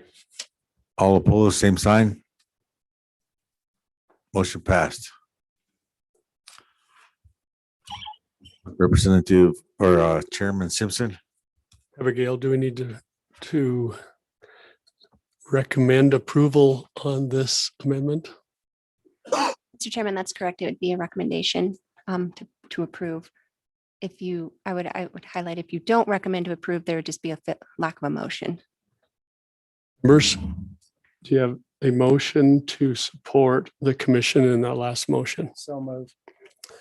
Second. It's been moved and seconded. All in favor, please say aye. Aye. All opposed? No. Opposed? There was one vote no. Motion carries. Thank you.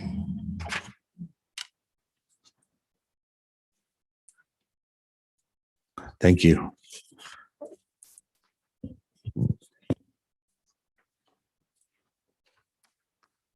Mr. Chairman, I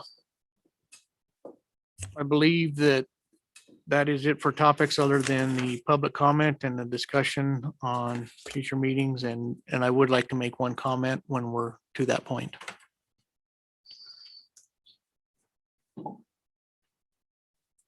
And what is I guess I have a question for you. What is the agenda item public comment for joint Wyoming Water Development Commission Select Water Committee items? So what is that? So, Mr. Chairman, that just provides the opportunity for anybody that would like to make public comment at this time on anything that we discussed. So I would just, if you could just ask for if there are any public comment or not. Are there any public comments for the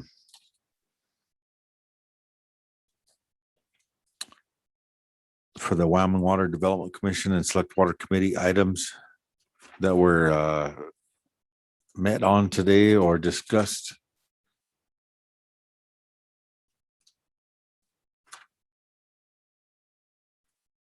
Okay, Anyone in the waiting room? I was looking, I couldn't see nothing up there. Riley, was there any public comment online?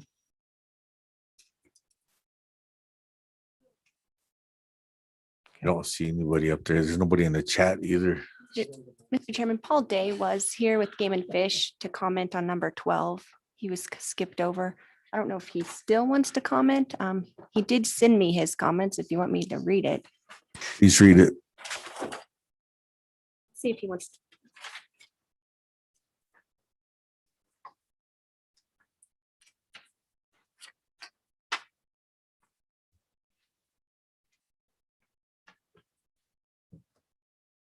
Paul Day. Hello, Mr. Paul Day. Please state your name and where you work and what your comment is. Oh, sure. Yeah, good afternoon, Mr. Chairman and Commissioners and Select Water members. Paul Day with Wyoming Game and Fish Department, Aquatic Habitat Program Manager. And earlier this morning, you guys discussed a project proposal by the city of Laramie to do some rehab on the Dowling diversion. And I just wanted to voice support for that effort. It's a classic example of a win-win where water users can improve some infrastructure and at the same time do good things for fish and fisheries. That's an obstacle on the Laramie River that we've had our eye on for a number of years, and I've been working with the city. And again, this is an opportunity to take the first steps to identify ways to improve passage at that, benefit brown trout and other fish in that fish community. And we look forward to working with the city of Laramie on that and water development and you guys going forward and hopefully finding solutions there to benefit everybody. Thank you for your comment. Is that all of the individuals that would like to make a public comment?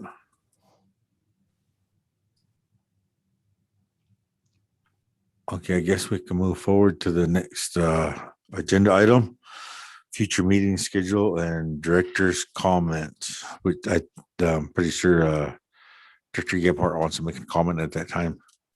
Mr. Chairman, I'll start with my public comment. On May 3rd, Brian Clerkin, who was the deputy director in charge of construction, retired from the state.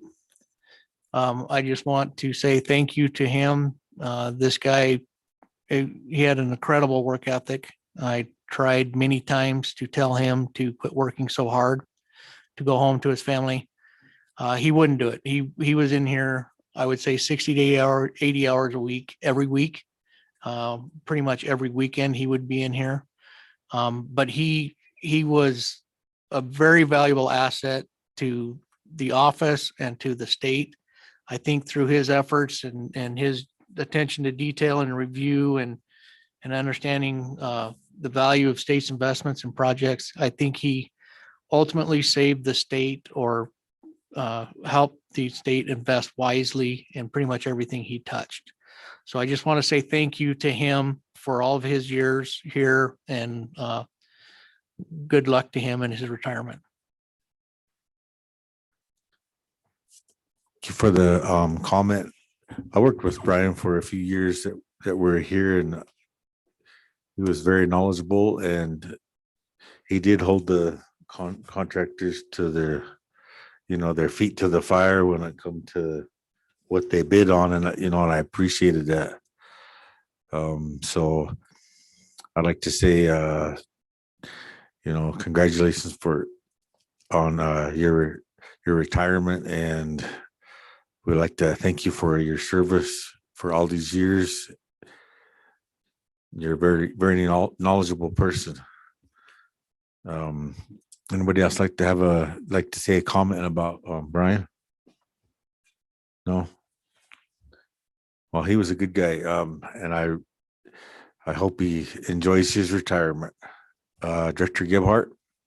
Mr. Chairman, last piece of information I have is the upcoming Water Development Select Water Committee meeting. The next meeting is August 11th through the 13th. That is the workshop summer tour meeting. last meeting, we discussed with the commission about holding that in Wheatland, with the thought that we would go tour Perel Dam and the Wheatland Tunnel Diversion Dam project outside of Wheatland. And potentially, if we can make it work, maybe the Goshen Tunnel would be centrally located. So we're currently thinking of either conducting the meeting in Wheatland or in Douglas. And those would be our tour stops, would be those projects. So other than that, Mr. Chairman, I have no other business. Okay, can I make one recommendation for Barry? Can you, I had some questions about where we're at on our timeline, for the year. Can you kind of explain from the beginning of the year to where we're at right now and what's coming up?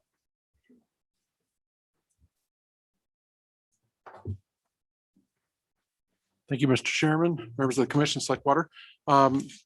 Relative to the funding process and timeline and consultant selection, obviously, what you've done today is preliminarily approve 7 projects.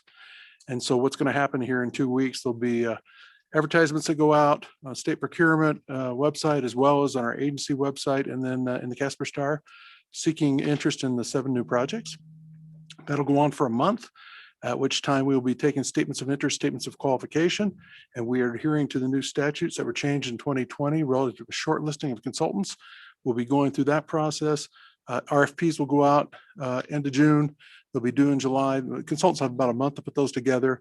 The selection teams then will get those proposals bundled up, and then they will go through them and review them. Those of you that are on the selection teams will have about 3 weeks to review the proposals, get your rankings in. They'll go to Riley.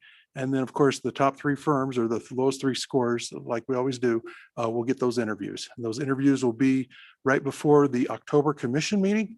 And then at the commission meeting itself in October, you will make motions relative to the selection with the consultant selected in the order that they're selected, also the dollar amount. And then that gets hardwired into the final recommendations, which go to the commission at the joint meeting in November relative to insertion into the planning bill. Thank you, Barry.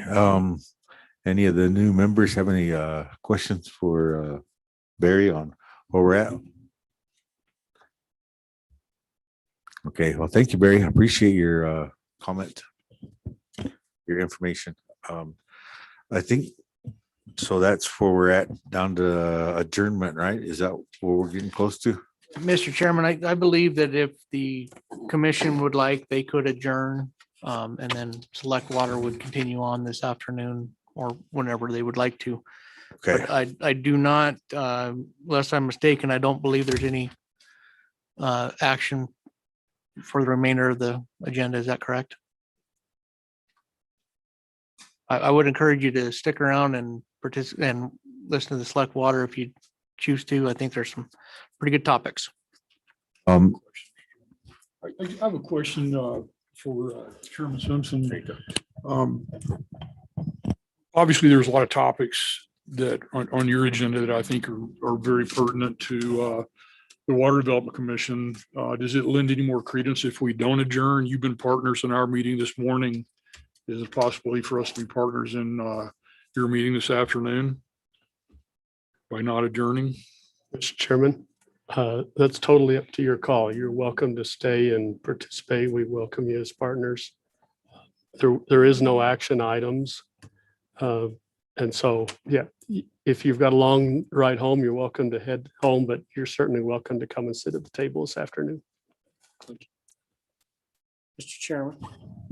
Senator Hicks. Yeah, if I could just add on to Chairman Simpson's, I would value any of these things that the commission wanted to participate in the discussion. I think that'd be very beneficial. So I would encourage the commission to stay and participate in those discussions to the fullest extent possible that you guys want to participate. Thank you. I think that we're trying to participate maybe in like if we're able to make like comments and still have our representing the commission, I think that Absolutely. would be okay, even if we did adjourn. That's fine with us. Okay. I think we can work it that way. Anybody want to make a motion? Mr. Chairman. Second. Motion by Commissioner Little, second by Commissioner Suker. We have a motion on the floor to adjourn. All in favor, say aye. Aye. All opposed, same sign. Motion passed. That's up to Chairman. Well, I'll hand it over to Chairman Simpson. Thank you. 1:30 sounds like a good time. Let's plan to come back at 1:30 and we'll convene with the agenda. Thank you. I'm gonna come back anyway.